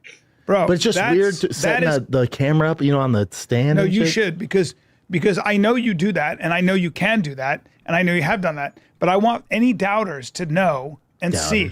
Because it's like, well, all right, because that's crazy. I don't know. That's combine shit. That's high level combine shit. Oh, no. Yeah, let me find it for you. Big up, Austin Casey. Let me find it for you. I think what is it? 10:36. It's a new episode. He said he's not going to go. I'll show you. He says it himself here. Where is it? He says it here. He says it somewhere around here. Is it 10? Yeah, let's see. 10:36. Somewhere around here. He says he's not going to go. Time I took off, so when I did stand up, I had like 8 to 9 months where I just drank and did stand up. So so I took that time off. And I hated myself. Yeah. And I was like, I need to be my kid's superhero. And then I got back in the gym seriously. Yeah. I got on peptides, TRT, and your boy's fucking. It's that TRT and peptides too, right? Stupid strong, dude. It's retarded. Yeah. Transcend, right? Yeah, Transcend hashtag, or was it Transcend / Brendan Schaub? Do you get your 10% blood off. tested to see how thick it is? Oh, yeah. Your lipid levels and stuff? That's I've been doing it too important, long. Oh, yeah. Have to. Damn. And then you don't drink? Stupid. I don't drink. Here's because my girl was asking, because I was in the mirror last night messing around. In my undies, I do karate at her, just fucking around, Just terrible Charlie Brown kicks. Sure. She laughs her ass off.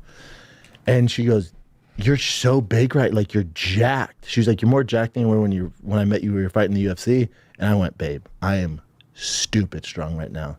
And she's like, what do you think? It's all those shots you take? Out for sure, that's helping. I said, but you know what it is? You've always been really strong. Yeah, but I said, you know what it is? I'm getting rest. I go to bed at 9. Yeah, I wake up at 5. I have a routine. I'm eating good. I don't drink anymore. That not drinking is really, really good. And also just happier overall. Like I was a knucklehead, dude. I've been a knucklehead for a long time. Yeah. You know? So it's just like getting my life together. You know? So when you ask me when we go to Austin, you'll be at the mothership all the time? Probably not, dude. Yeah. I mean, I'll check, like, obviously I'm going to support you when you're there. Dude, I'm there all the time. When you're there, I'm there. Exit out, see? But as far, like, when you're doing your weekends or whatever, and then if Rogan's there, I go say what's up to the boys. But as far as, like... The boys? What boys? Only Rogan's your friend, really. Right. My life's so different now, dude. Yeah. And in the best way. In the best. Stand-up comedy ruined his life. He's trying to act like stand-up comedy was the worst thing that happened to him, when really and truly stand-up comedy was the best thing to happen to him. That Showtime special allowed him to have the life that he has now. Stand-up comedy actually gave him the life that he has now. And podcasting, but stand-up comedy played a big role. But now he's trying to act like stand-up comedy was the worst thing for him because he's just terrible at it. Look at this guy, man. Like, I eat healthy. I rarely eat carbs. Well, you're all Very about rarely family, eat man. carbs. You're Yeah. always, you know, you can't Example go wrong for my with that. kids. And anyway, that's him talking about not going to the comedy mothership. So, yeah, I believe that mostly because I don't believe his reasons, but I believe he won't go. That's my personal opinion. And there's no big comedy comeback either. What motivated me is Jay last night, because the combine's on right now. It might have ended, but we watch all of it. I said, what's the highest numbers on 225 at tight end? Jay texts me. And he's like, and these are the linebackers. I was like, I can beat all those. Jay's like, really? I'm like, yeah, probably twice. Like, I bet I could do it within a set twice. What? That's why I did it.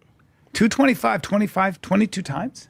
25, then I rest. 25 315. He didn't even want to like bring back his lie a bit and just pull it back a little bit. He didn't want to pull back his lie. Just a tiny bit. Just walk it back a little bit. 22 times. No, 25 actually. You might just say 55. Fuck it. Just say 100. So much. Do you know how much? That's so crazy. Yeah. And then 315.5. And then I went back to 225 22 times. And I continued with my workout. That is, like I said, it's a strange thing because look at him, bro. He's a big guy. If you're a big guy and you do weights a lot, you can probably lift quite heavy stuff anyway. So it's so strange how somebody so big is so insecure, because he probably can do an impressive amount of bench press. He probably can do an impressive amount of weight on the bench press anyway. Why are you lying? Insecurity is massively strong. Nuts. And here's my thing. And for what? To be the strongest baseball dad? Why do you think you're so strong? Is it because you never stopped working out? But genetics and all that, I know. But like, that's weird. Yeah, and then yeah. You've never not worked out. Never not worked out. Like ever since the only so your time tendons must be. Yeah, and the only time I took it off, and I've been benching since fucking I don't know elementary. But the only time I took off is when I did stand up. I had like 8. When I did stand up in the past tense, look at him talking down on stand up. It's disgusting, bro. Honestly, this guy was acting like he was going to become the next best stand up, do SNL, chasing a comedy special on a network or something on the streaming site. Now look at him. Stand up, like I was drinking. I was a knucklehead. What was a knucklehead? Cheating all the time. Come on, bro. To 9 months where I just drank and did stand up. So you anyway, we got it. We get it. We get the point. You're the best beast of a guy. You're a great guy. Narcissist parenting. Narcissist parenting. Yeah, I need to be my kid's superhero, and then I got back in the gym seriously. Yeah. I got him peptides, TRT, and your boy's fucking. It's that TRT and peptides too, right? Stupid strong, dude. It's fucking hard. You're always, you can't. Example go wrong for my with that. kids. And then what I do every morning when I get home, I take off my shirt, and they wake up to me going, "What's up, boys? Whoa. What you been doing?" And I tell them everything I did in the gym every morning. "What's up, dudes?" Press X it out. Press X it out. So awesome. Yeah. Press X it out. Press X it out. What a weirdo. Weird thing to brag about too, by the way. Only 3 products left on drive. Don't drive. What's that? Don't drive. Drive fast or gas. Big up Young God Vibes as well. Recently got work done on her car at the Drive Fast or Gas garage. So congratulate Young God Vibes in the stream chat for getting her car souped up by Thick Boy Motors. Young Young old vibes car about to flip. Taking a simple corner.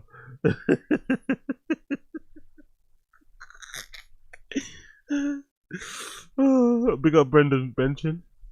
So I think he's got a 25, a 10, a 5, and a 2.5. I think. 1. Here we go.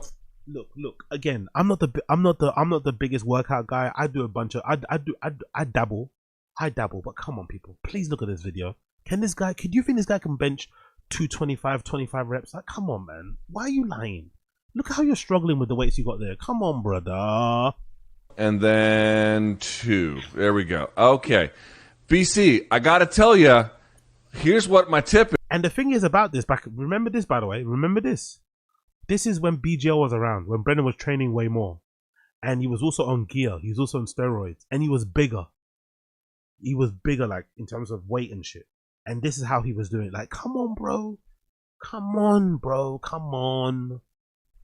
And you're telling me somehow now he like, come on, bro. Come on. You're putting up NFL numbers, surely, on Ozempic, yeah? All right, whatever you say. Is Brendan, buddy, your bench is blockbuster. You need a trainer, guy. That's the worst bench press I've ever seen. Okay, I say this out of love, and I also say this, Mocha. You need to put this in. To be fair, though, to be fair to Brendan, isn't it quite common that a lot of athletes bench really horribly? They have terrible form in the gym, no? A lot of professional athletes. I think I've seen some videos of athletes training in the gym, and their form is like horrendous. So maybe that's a thing. In the thing that you're going to put on social, that's 5 pounds stronger than my lifetime total, and he did it for 2. Brendan is way stronger than me. This is not a claim that I could do better. Fuck no. But I could do a cleaner bench. He looks like he's getting electrocuted with his ass coming off the bench this way.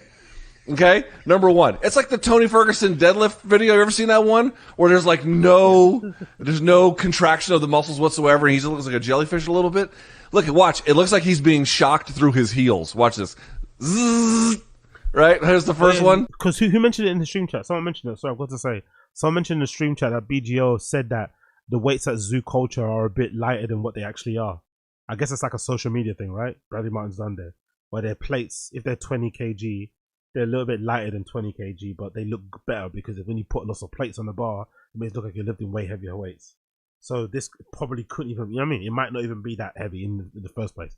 Either way, just the form alone, it tells me everything I need to know about him. And here goes the second one. For folks who may not know, you are allowed to lift your rear end off the bench to get set and to lift it out of the rack, but you can't descend with the bar until your rear end is touching because otherwise it's all leg drive. That's the issue. You're allowed to have some leg drive, but not a whole lot. And people are asking, why do you arch your back? Arching your back is okay. It shortens range of motion. If you actually lock in your lats and your shoulders and everything, it can make it tighter, so that's okay. But BC, that's a poverty bench, buddy. Terrible, terrible form. And listen, I kill everyone. Brian Campbell's loving it because usually Luke Thomas doesn't get involved in the Brendan ribbing. So he's loving it. He's loving that his co-host is getting at Brendan like this. Else, when they've got terrible form, I've got to kill our friends here at Showtime. Brendan, he's strong as fuck. That's a terrible bench, buddy. The worst one I've ever seen. Killing Showtime's Phil Simms for his pull-ups wasn't enough. You got to go. No, I didn't kill him. The pull-ups were fine for working out, but if you don't hit full lockout, it doesn't count. Like, you know, you're just. I don't talk shit about people that can put up 4 plates. You know, it's a 4-plate summer for Brendan. So what are we doing here? I don't. I mean, you're putting up weight. I mean, I put him. You know, look. What are we doing? Honestly, Brian Campbell's a fucking savage, isn't it? So subtle, so quick. Why Chin? Why you slow? Well, Daddy didn't sleep as much cause I came home late now. Why did I? What did Brian? Okay, I don't know. Oh, I haven't watched this yet. And I need to do this for fucking the Patreon, the short special. Daddy's getting a check. Didn't he make it seem like he's getting some crazy amount? We don't want $5,000. Wow. So it's $5,000. Is that how much Brendan's getting? Oh, okay. Talking about thumping. Okay, I can't play that. I'm gonna get copyright strike, but yeah.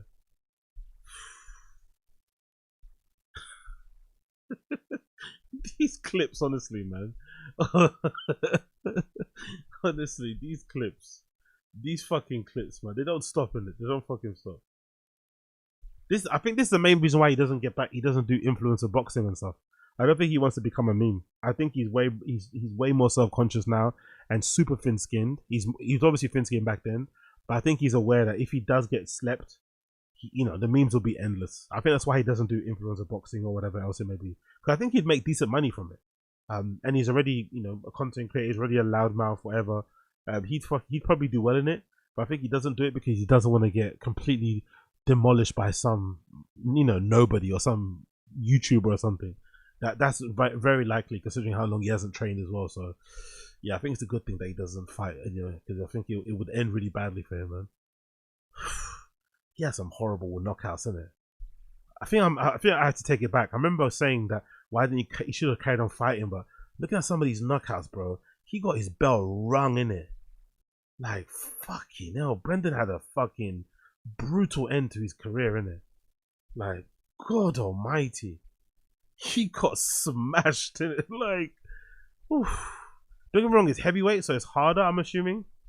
Because when they hit hard and you go down hard, but God almighty, bro. Big overhand right from Big Country. Like, just fucking hell. BJJ guy knocks you out, makes you eat dirt face first. I think that's Rothwell, right? Fucking him up there as well. Then fucking, what's his name? Ronda Rousey's the guy. Ground and pounding like this. Oh, yeah. Diddler is checked out. Bappa can't help but be incorrect. The sound on, sorry. So, yeah, I'll be in Peoria coming up here on Saturday. Wayne's World. Friday. Oh, yeah. That's where they're from. Yeah. Pull up my schedule. Let me bring you up to speed. My name is Wayne Campbell. I live in Aurora, Illinois, which is a... What? Hold on. So, yeah, I'll be in Peoria coming up here on Saturday. Wayne's World. Friday.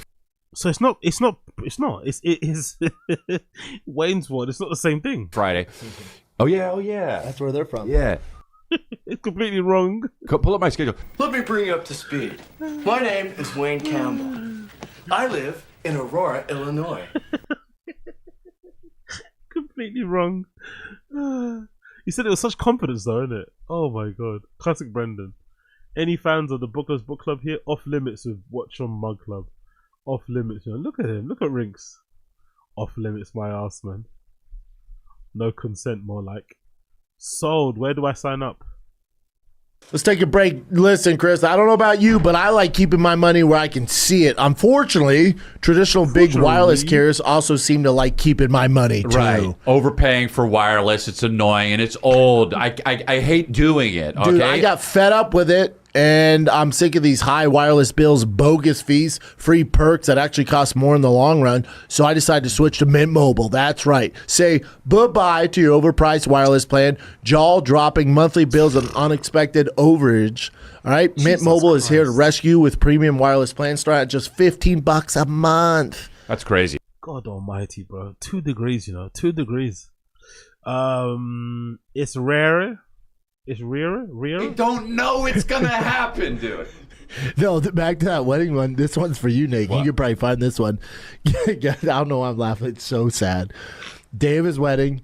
Everyone's out, and he pulls up. He must have just bought it. It's not funny. Yeah. It's a brand new Dodge Viper, and they're one of the most trickiest cars of all time because they didn't have traction control, 500 horsepower, right? So he's in a fucking manual Dodge Viper. His bride gets in. The whole wedding party's like, yeah. He just says, just married. This dude's like, yeah. Boom, right in the wall. Oh, Dodge Viper? Yeah, they died. No, they didn't. Yeah. Look that up, Nick. Oh, that's not funny then. Yeah.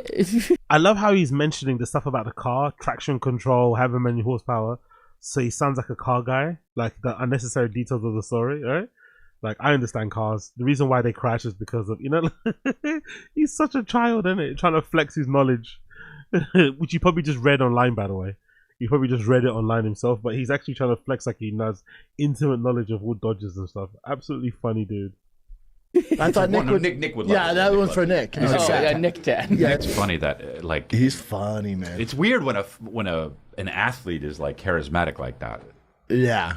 Yeah, I it's mean, rare. like It's rare. Like, yeah, it is rare. It's I rare. guess because they don't have to be, but I guess No, you they do never have now. Kind Well, of, 'cause you're unless gonna you're have a an podcast. super Everyone- outlier. Yeah. Yeah. Some shouldn't have podcasts. Oh yeah, no shit.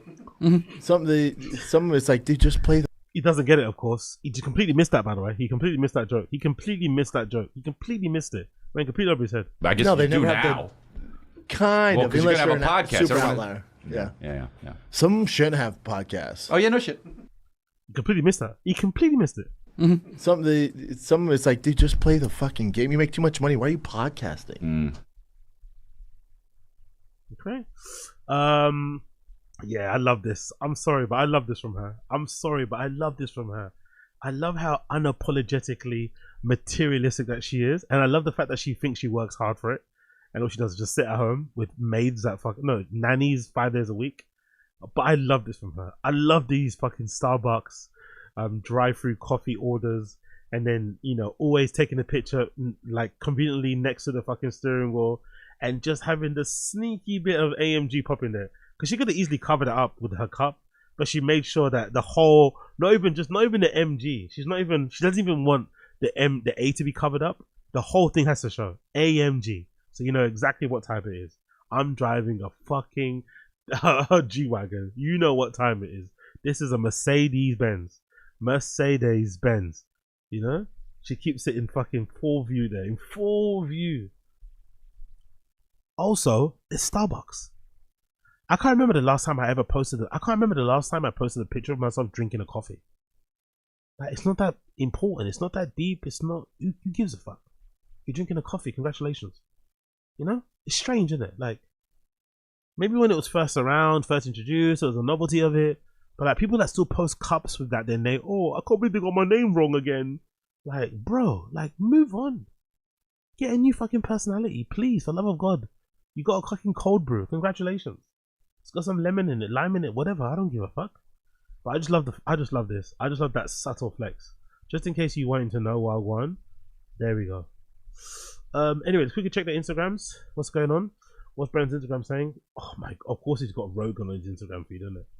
What's this clip here? Why has he got Rogan on his Instagram? It's like some AI video, right? Podcast Avengers. We're in the end game now. Is he featured in it, right? Is Brendan featured in it? I think that's probably why he's got it there, right? Of course he's got Rogan there at the beginning. Bert's there. Is Brendan featured in it? Bobby Lee's there. That's hilarious. It's Captain America. Okay, there's Brendan. Okay, that's why he put it up there, because he's featured. Is Bryan in it? No, Bryan Callen, by the way. Tons of girls in there, but Bryan, I don't know what. Oh, there's Bryan. Looking very grapey, I'm not gonna lie. The Wizard of Grape. What else we got there? What's going on in stories? No stories. Okay, cool. Maybe not stories, or maybe they're all gone. Did I miss them? Probably I missed them. The time has gone. Any stories here, or did I miss them? Did I miss them? Or maybe I got blocked. Who knows? Oh yeah, I missed them. No problem. Don't give a fuck anyway. What's Bryan Callen talking about here? Oh, Bryan Callen doing some of his rants. Let's see some of Bryan Callen's rants. What the fuck's this donut talking about here? There's two things you should know. One, I know a lot about animals. I want to show you guys something. Okay, it's gonna be a bit choppy, so let me actually grab the video of this, so it's gonna be a little bit choppy because my computer's a bit slow. So let me quickly get this. By the way, if you're watching and you're still here, please like my stream if you can. I'm on 59 likes at the moment. Come on, help me get to 100. 59 likes at the moment. If you're enjoying what you're seeing, you see what you like, smash that like button. Help a brother out. Okay. If I get to 100 likes, I'll stream again tomorrow. No, I'm not gonna do a DSP. I'm gonna be here tomorrow regardless anyway. Oh, fucking DSP. What a fucking piece of shit. Holding fucking content hostage, streams hostage because of donations or likes and shit. Absolutely hate that guy. Cool. I'm gonna quickly download that one. Let me quickly download the other one. Give me 2 seconds on here while I get these loaded on here. He's ranting about Trump on this one. Let me see what he's saying there. And then we're gonna keep it moving. Alright, bear with me a second. It should be done now. Bish bash bosh. Cool. There we go. There we go. Big up everyone in the stream chat. Yeah, big up Younger Vibes, big up Bryan, big up Case of big up Cheese Food, sorry, not Case of Moses, big up Austin Casey, Brian Lauro, Two Swords, Koila Wagwa, my G. What are you guys saying here? Andy Ward, maybe a couple more fights and he might have gone full Benoit. Oh, Jesus Christ, Andy Ward. Can we be nice, please? That's even too dark, even for me. Cool, let's get these videos up. Bear with me 1 second here. Let's get these videos up. Let's get these fucking videos up. There you go. Boom. Let's open it with quick time. And let's do this. Bish bash bosh. Okie dokie. Here we go. Come on, load. Is it loading yet? Cool. There we go. Boom, let's play it. See what's it. I want to show you guys something.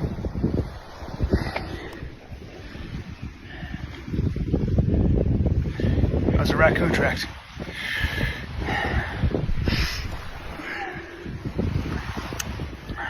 I guess this is when we went to Belize, right? Look at where he's vacationing. Like, for someone that's got like a failing podcast and stuff, like, he lives very well, doesn't he? For someone that's the co-host of a failing pod like the Fire and the Kid, he's living well. Alimony to pay, 2 families to look after, main breadwinner in both families, you'd imagine, and he's on holiday, sunning it up, living his life. Love it. Gotta love it. Wealthy Bryan, eh? Michael Callen coming clutch once again. Pregnant raccoon. That doesn't matter. What does matter is in Belize, we're at. Yo, big up Austin Casey. Appreciate you. Big up for the gifted members. Bomb. Appreciate you. Big up Austin Casey. Big up your ledge. Everyone that gets a membership, make sure you thank Austin Casey. Absolute legend. Appreciate you. Yeah. Right now. With our raccoon, well, you guys know what eat raccoons, right? Jaguars. The jaguar, largest cat in North America. Not afraid of humans. A lot of people think they're safe by the beach. It's such a common mistake. Jaguars are aquatic animals. So you guys see beach. You know what I see? Danger.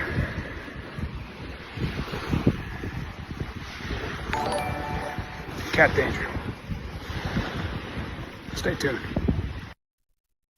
I feel like I've seen a variation of this joke, of this skit, of these jokes somewhere in it. Like, he's done this a million times, hasn't he? It's like, aren't you never bored of yourself even, Bryan? I just switch up a little bit. I feel like I've seen something similar like this, I swear, from him before. It's like, oh yeah. Alright, old man. Whatever you say, old man. Whatever you say. Next one he did was this one, right? About Trump. So let me get that one up as well so we can watch this one. Something about Trump, right? This is the one there.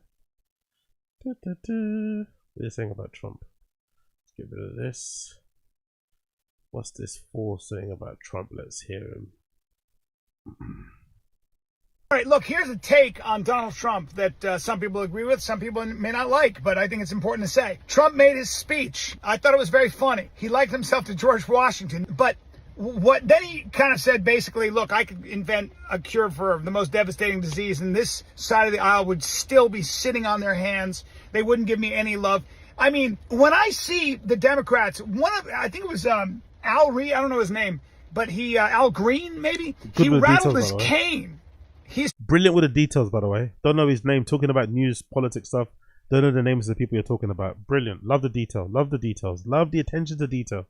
Trump's age. He rattled his cane at Trump. Had to be escorted out for making a ruckus. You had people wearing resist t-shirts. And when I see that, you know what I think to myself? What do you think to We yourself? have a great country. That is exactly how it's supposed to go. Cool, if there are people out there that disagree with our president, you know what the secret of America is? You can give your leaders the finger. If we lose that, if people feel like they have to go along with any leader of any stripe because it's better for them or it's too dangerous otherwise, we've lost our republic. So when I see this kind of resistance, when I see people shouting or just saying things I totally disagree with, that drive me crazy, that make me want to shout myself, I know our republic is healthy and in good hands.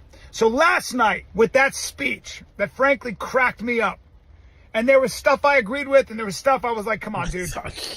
Don't compare yourself to George Washington. Can we not do that, please? But when I see these things, I just feel good about our republic. As long as we're shouting at each other, as long as we disagree with each other, as long as government is divided and very slow moving, I want government to move at a glacial pace. And I want one side of the aisle to be a huge thorn in the president's side. Even if I agree with that president, I know that we are healthy and we are alive. And this is the greatest country in the world. So stay angry and God bless America. Honestly, man, he's a psycho, isn't it? Go look after your kids, bro. Go home and look after your fucking babies. Just hang out with your wife a little bit, man. I don't know, man. This guy, bro. Let's check out his stories. What's he saying on here? Or did I miss them? Let's see. Of course he fucking reposted that. Of course he reposted that. What's Chin saying? Is that new? Oh look, Chin went out with some people. Is that a new post? I see some new posts here. What's this? Got my ones. Okay, cool. He went out with some people. Who's this? Not the happiest. Who's that? Who are these people? Is Chin got a girl? Is Chin got a girl? Look at his legs. Doesn't Chin's legs look like they're prosthetics? Or is it me? Or only me? Does Chin's legs look like he's walking on stilts or something? Like they're not his, you know? Or he stands so weird. But big up Chin. Is he got a girl? Has Chin got a girl?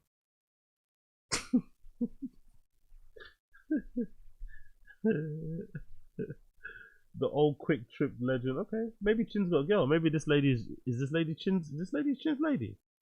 Unwrapped around the shoulder or not? Who's this? Nicole Ashley. Let's rock and roll.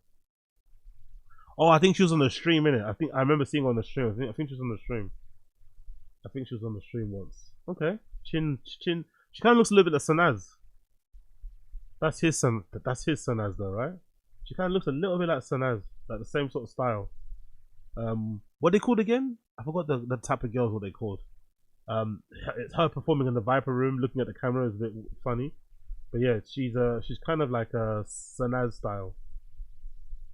Okay, maybe Chin's got a little piece. Fair play. Congrats to him. Let's see what's going on in his stories. Enjoying my dad's back. What's that? Dakadortering tang. What's that? How do you say that? Dakdoritang. And my pad whilst he watches Akira Macho YouTube. So Chin's dad is coming over to his house to make food. Interesting. 50-year-old man, by the way. Strange, but hey. Oh, so his mum and dad came over to his house to eat and hang out. Okay, fair. Okay, there's Chin's dad. Chilling. And he's... Well done for cleaning up around the house, mate. For your parents to come and visit you. Place was really clean. I love. What do you love? Looks good though, by the way. Whatever that shit is. This chicken good. gizzards. And looks really fucking good. Some liver. Oh my goodness. It's all. I'll eat that, by the way. There's an Angola dish that they cook that shit with. I'd demolish that. I would absolutely demolish that. It looks fucking good. That's some good home cooking, bro. That is some good home cooking. Of course, we had the shot of him gobbling the food in his mouth. Of course, he had to include that in there. He had to include that in there. There's no way he couldn't include that in there. He had to include that in there.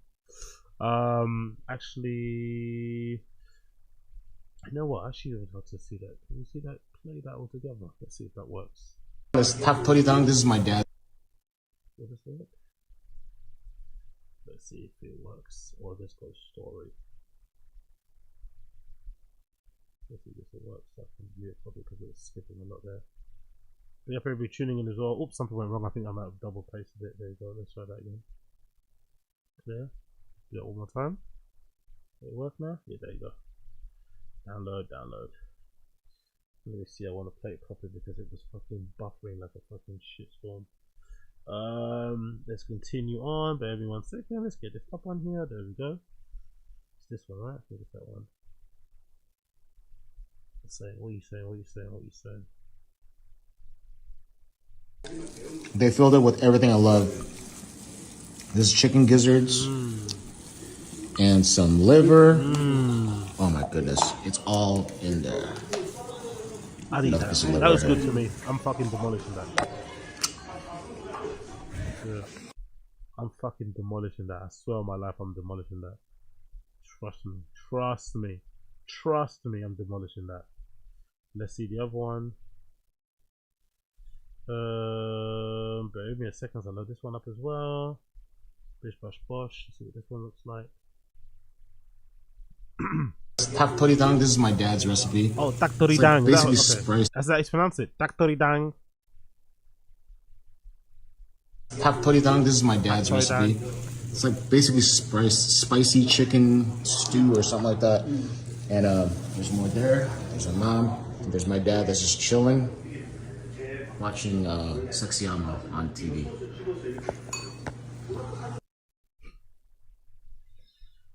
Okay, fair play, man. Fair play. What else to say? What is SANAZ saying? Anything new from SANAZ? Yeah, she's been out lately. She got a new jacket. I guess the jacket she was given, isn't it, recently? Another badass, absolute merch. What's that? The used collab. She's advertising merch now. Oh, she got a septum piercing. When did she get a septum? Okay. She got a septum piercing. Cool. Is that new? Or she always had a septum? What do you guys think? Is that new? The septum piercing. I feel like it's a new thing, isn't it? I didn't recognize her with a septum. She never usually has a septum. But yeah, she got a septum now. What's she doing on her stories? Let's check her out. Hanging out with the dog on a Sunday. More dog stuff. Cool. Good to see. And let's see what our main girl is doing. The queen of TFATK. What's the queen of TFATK up to? More pictures of her in Chicago by herself, it seems. Me, always me. Head to what's she got on her feet there? What are those shoes? She's stunting there. Okay, what's she see? What's she got there?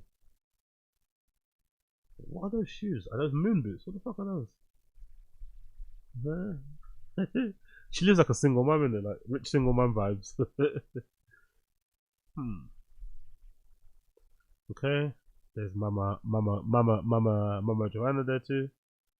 I love how she uses face shoot only in her face. You can tell because her face is so bright. She definitely edits her face only on these pictures, which is funny. No Brendan in sight, by the way. Mother of three, taking 3 kids to Chicago by herself. No Brendan in sight. No helping hand.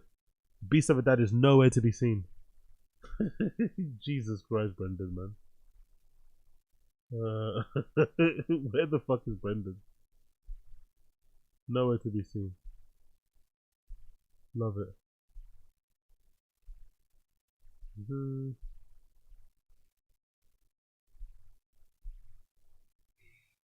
What's that? Is that? Was that video? What's she doing there?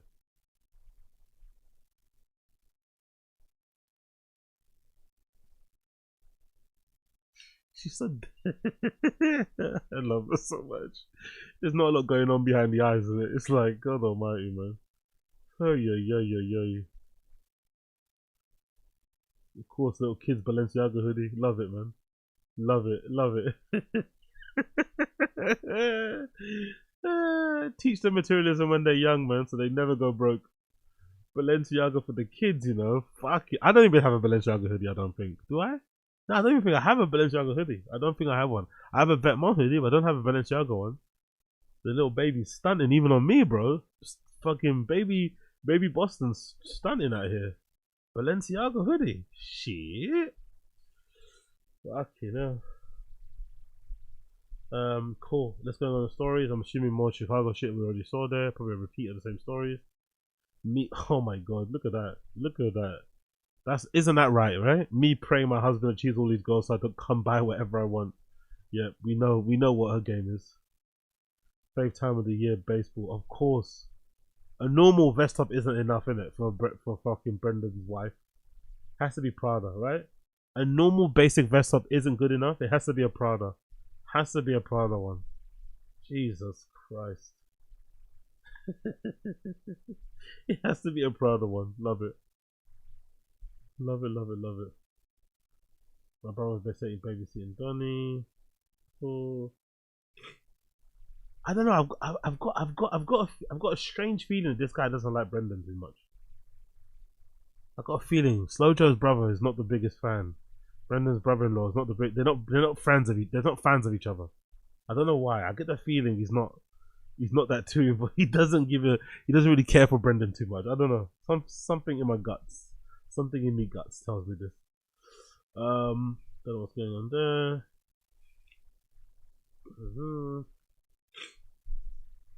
This one only went to support his brother and did about 6 miles just playing with friends. Cool. Okay. Fair play. Okay. Oh, and the last one I want to check out is I want to check out Crackamiko. Crackamiko posted something I want to check out. Crackamiko. Let's see. What's his Twitter? Amico Twitter. I think he posted something about Bert. I want to check out quickly. Big up everyone in the stream chat. Please like the stream down below. Stop being lame. Like the stream. Help me out. Help me out. Like the stream. Like the stream. Like the stream. I'm on 63. Help me get to 100. Come on. Help me get to 100. Help me get to 100. Help me get to 100. If you can. So yeah, that's the one I want to check out. This one. Let's see. What is he saying here? Crackamiko posted something about Bert Kreischer and Big J Okerson talking. I think it's on a new episode. Maybe I'll have to clip it and talk about it at length maybe tomorrow. Let's see what he's talking about. We got Crackamiko, absolute legend. Even Crackamiko could admit Bert Kreischer is 100% right about this. I don't like the way his fake friends turning on him with the tide on God spitting facts 100%. Is this the Bert redemption arc? Let's see what's going on here. I guess BJ is promoting his special. That's why he's going on the podcast. He's got a What's a Hip Hop t-shirt. Hodgie is amazing. Let's see what happens here. It's crazy people like Jay exist in the world, innit? I know they exist in like Bristol and Brighton. Guys that look like this, they still exist in the world. It's kind of wild, isn't it? Like this whole look with the hair dye, the wristbands, you know, the fucking weird hoodies, the fucking fingerless gloves. You know, it's interesting that those type of dudes still exist. Like pretty wild, pretty wild. So let's see what he's saying here. What's he saying about Bert? Podcast right now. Yeah. Every clip I'm watching of you on podcast now is you having some heartbreaking to yourself epiphany that you're a comedian. What you're being accused of is what he goes, oh, you're listening to my story, but you're really, as soon as you hear a key word, you start thinking of your story. Like, yeah. But every podcast clip of is you going like this, Bert. You're going, I do? Because I got a partner who doesn't fucking talk, and then he goes, you're always interrupting me. Then talk up, you motherfucker. You're letting people bully you and they're trying to change your thing. And they're my friends. At your peak of fame. And by the way, Ari Shaffir and Tom Segura, those fucking, you know, Ari fucked me up. Ari fucked me up where he goes, you make everything about yourself. And I was like, we're comics. We make everything about ourselves. You fucking asshole. Why would you stand on stage for an hour and speak?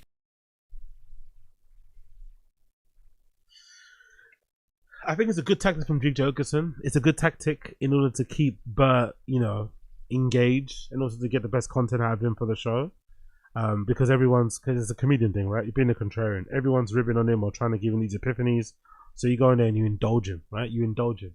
But I know if Big J Okerson got the same level of kickback, pushback that Bert gets on things, he'd crumble. He'd definitely acquiesce. He'd take that to heart and he'd want to change his ways. He's never got the fucking vitriol and hate that Bert's got. And I think Bert's hate and vitriol that he gets is pretty honest feedback. Some of it's obviously taking the piss, but most of it is like, yeah, he is insufferable. He is annoying. There's a reason why they don't do Sober October anymore. It's because of him. Even Rogan, one of the people that was indulging Bert early on. Remember early on Rogan? I don't know if you guys remember this, but early Rogan used to indulge Bert a lot in his drinking stories. He loved him because of that. Then I don't know what happened. Maybe he started to realize it wasn't a bit. Maybe when Rogan realized it wasn't a bit and Bert actually enjoyed drinking, it kind of made him sad and it bummed him out and it went against his manly, self-discipline, whatever thing he has going on. And he started to look at Bert a bit less than. He didn't take him seriously as a man or anything. But in the beginning, he used to indulge Bert a lot. So if someone like Rogan can cut Bert off or, you know, keep him at arm's distance, that's proof enough to me that his friends don't really enjoy it. Like, look at Tom Segura. In this recent round of like Bert going on the shows to promote fucking Dos Locos or whatever it's fucking called, the fucking whiskey, Tom wasn't there. Tom made an excuse not to go on the press tour with him again because of how horrible it was last time. So even Bert's friends, Bert's own daughters, bro, Bert's own daughters have said they're not really the biggest fans of Bert, even. And he's relayed it back on podcasts. His own daughters can't handle him. His own daughters flew as far away as possible from their parents to go study. Maybe it's normal for most American kids, but I felt like they tried to run away. They don't want anything to do with it. They need a break. They need a fucking break. So I think everything that people have been saying about Bert, yes, there's a bit of a hate train around him, but I think the hate train is justified. The guy's insufferable. The guy's exhausting. The guy's annoying. He's incredibly unfunny. And yeah, I think everything everyone said about him is completely fine. But I understand what Big Jokes was doing. For the best content, it's better to kind of do it the opposite of what everyone else was doing. Instead of turning into a therapy session, just fucking encourage him. Just fucking make excuses for him. Just gas him up. You know what I mean? Just glaze him. I think that's actually the best way to go about doing things because everyone's doing the opposite. So I think that's actually a good way. But I also think he's talking out of his fucking ass. He's talking out of his fucking ass. But I could be wrong, you know. I could be wrong. That's possible. It's always happened, but you know, it's never common. Moving on. Let's go back to the Reddit quickly. Where's the Reddit? There. We see the girl. Oh, there's another truck giveaway. There's another truck giveaway. What's that say? I thought these were over. I'm not gonna lie, I thought Drive Fast No Gas was fucking defunct. Final edition TRX. Work in progress. Project giveaway truck. He's still doing this. Shit. So we're gonna get more truck giveaways even in Austin. God almighty, when will this end, bro? When will this and will we for once get this truck given away to like a single mother of two? Is that possible? Or will this winner be another person that lives just around the corner? Or by coincidence, this person lives in Austin and they also love Rogan, they love comedy, or they've got their own business. Can we get just a regular person, a regular working guy, a regular working woman? Like, isn't that not possible? Or all the people that enter this are going to be fucking killers, marathon runners, triathletes, you know, jiu-jitsu practitioners? Like, come on, man. Ay. I think it's free to assume Diddler wouldn't do Golden Hour for no money. You ever put these on during sex? What is that? Oh, no. I have her do it though, so I can watch myself. Just, you know, because it's fucking dope, and I don't get to see me. You know, looking in the mirror isn't the same. I want POV of me. I want to know what it's like to make absolute love with me. Just this big white fucking thing. Yep. Yup. Fucking. We built this. He has to actually say it out, and he can't just like. He has to make the movements with his hands. He's such an interesting dude. City. Your turn. He's definitely checked out in it, man. Bare minimum, boys. The man of dead air, bro. Like, God almighty, bro. Fucking Mr. Sitting back, relaxing. Dude, I'm just enjoying the show, baby. I'm doing all the heavy lifting here. Your turn, dude. You go. What you got, bro? I'm over here talking. He's actually being serious, you know. He's actually being semi-serious, and Brendan's so dense he can't understand what's going on. He's actually giving you a hint. Your turn. Come on. That's how podcast works, right? I throw up a topic, you throw up a topic, we laugh, you make a joke, I make a joke. But it's gone over his head. He's just sitting there like laughing at his idol, Crystalia. About fucking, you know, my dates. I will be in Christy.com. Go ahead, come on. What you got to the table? What you got to bring to the table? We got. No, what do you got, bro? What do I got? I'm fucking. I bring up goggles. I brought up goggles. Well, no, I brought up goggles. Oh, no, you brought up goggles, and then I said I like goggles. I know, because I fucking tossed it out there, and then it birthed a fucking great thing. And then my thing is, I jump on opportunities. What you're doing now is you're letting me jump on opportunities. That's what I like to do. You jump on an opportunity here, bro. What do you want to talk about, man? What would you like to talk about? That's exactly what has been happening. Yeah, bro. The bomb theater. Yeah.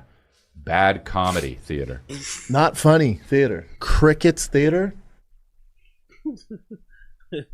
That was your comedy called the bomb theater is hilarious. But Yeah, Crystalia, bro. That's definitely its own form of cancellation, isn't it? You're not in prison, but you're in your own type of prison by having to do a podcast with Brendan and having to actually rely on him for a paycheck. Because he doesn't leave, by the way. He throws a straw, he rolls his eyes, he gets his ass sprayed, but he doesn't leave. He doesn't actually leave. So that tells you how important or how beneficial that salary is to his monthly nut. He might roll his eyes, he might fucking sigh and whatever and lean back and make faces, but if he was a big boy and he had opportunities and he had actual, you know, he was inundated with offers and he was fucking, his future was too bright with his glasses on, he wouldn't be there. But, this is basically the punishment, I guess, for allegedly diddling kids. So it is what it is. It is what it is, brother. It is what it is. No, he's not my brother. Fuck him. Let's continue. One more. Chin shredding like a deck, shredding deck like a pro. Yeah, why did he even record this? He didn't even land it, did he? Of course he didn't land it, but why did he even record that? Why did he even record that? I don't know. Of course he didn't land it. Of course he didn't land it. Oy, oy, oy, oy, oy, oy, oy. Anyways, people. What's the time now? What's the time? It's 3:15. I'm going to bounce. It's 3:15. I'm going to bounce. Thank you for tuning in to the Random Show episode number 359. Rest of the topics we're going to get through them tomorrow. Tomorrow evening. We're back here doing tomorrow evening. I'll set up the stream actually ahead of time. We'll do it tomorrow evening, 11:30 my time. So I'll set it up right now after this. Thank you for tuning in, those of you who have been here. Yeah, back tomorrow, Coiler. We're back here tomorrow. 11:30. So keep an eye out. I'm going to set up the stream right now actually, so you get it going. But thank you for tuning in. I appreciate all of you so much. Always do. Make sure you like the stream down below. Don't be lame. Like the fucking stream down below. Help a brother out if you can. Like the stream down below. Help a brother out if you can. Like the stream down below. That'd be greatly appreciated. And yeah, man, I'll see the rest of you guys tomorrow, innit? I'll see the rest of you guys tomorrow. There should be a blast. We'll be back out here doing what we do best, which is, chatting and all that malarkey. You know how we do. So make sure you join me tomorrow. That'll be greatly appreciated. And yeah, like the stream down below. Help me get to 100 likes if you can. Subscribe to the channel as well. All that good stuff. All that counts. And I'll see you guys again tomorrow for another episode of Random Show. Thank you for tuning in for now. Take care. Be well. Hope you have a good Monday. And all of that malarkey. And I'll see you guys tomorrow. Peace.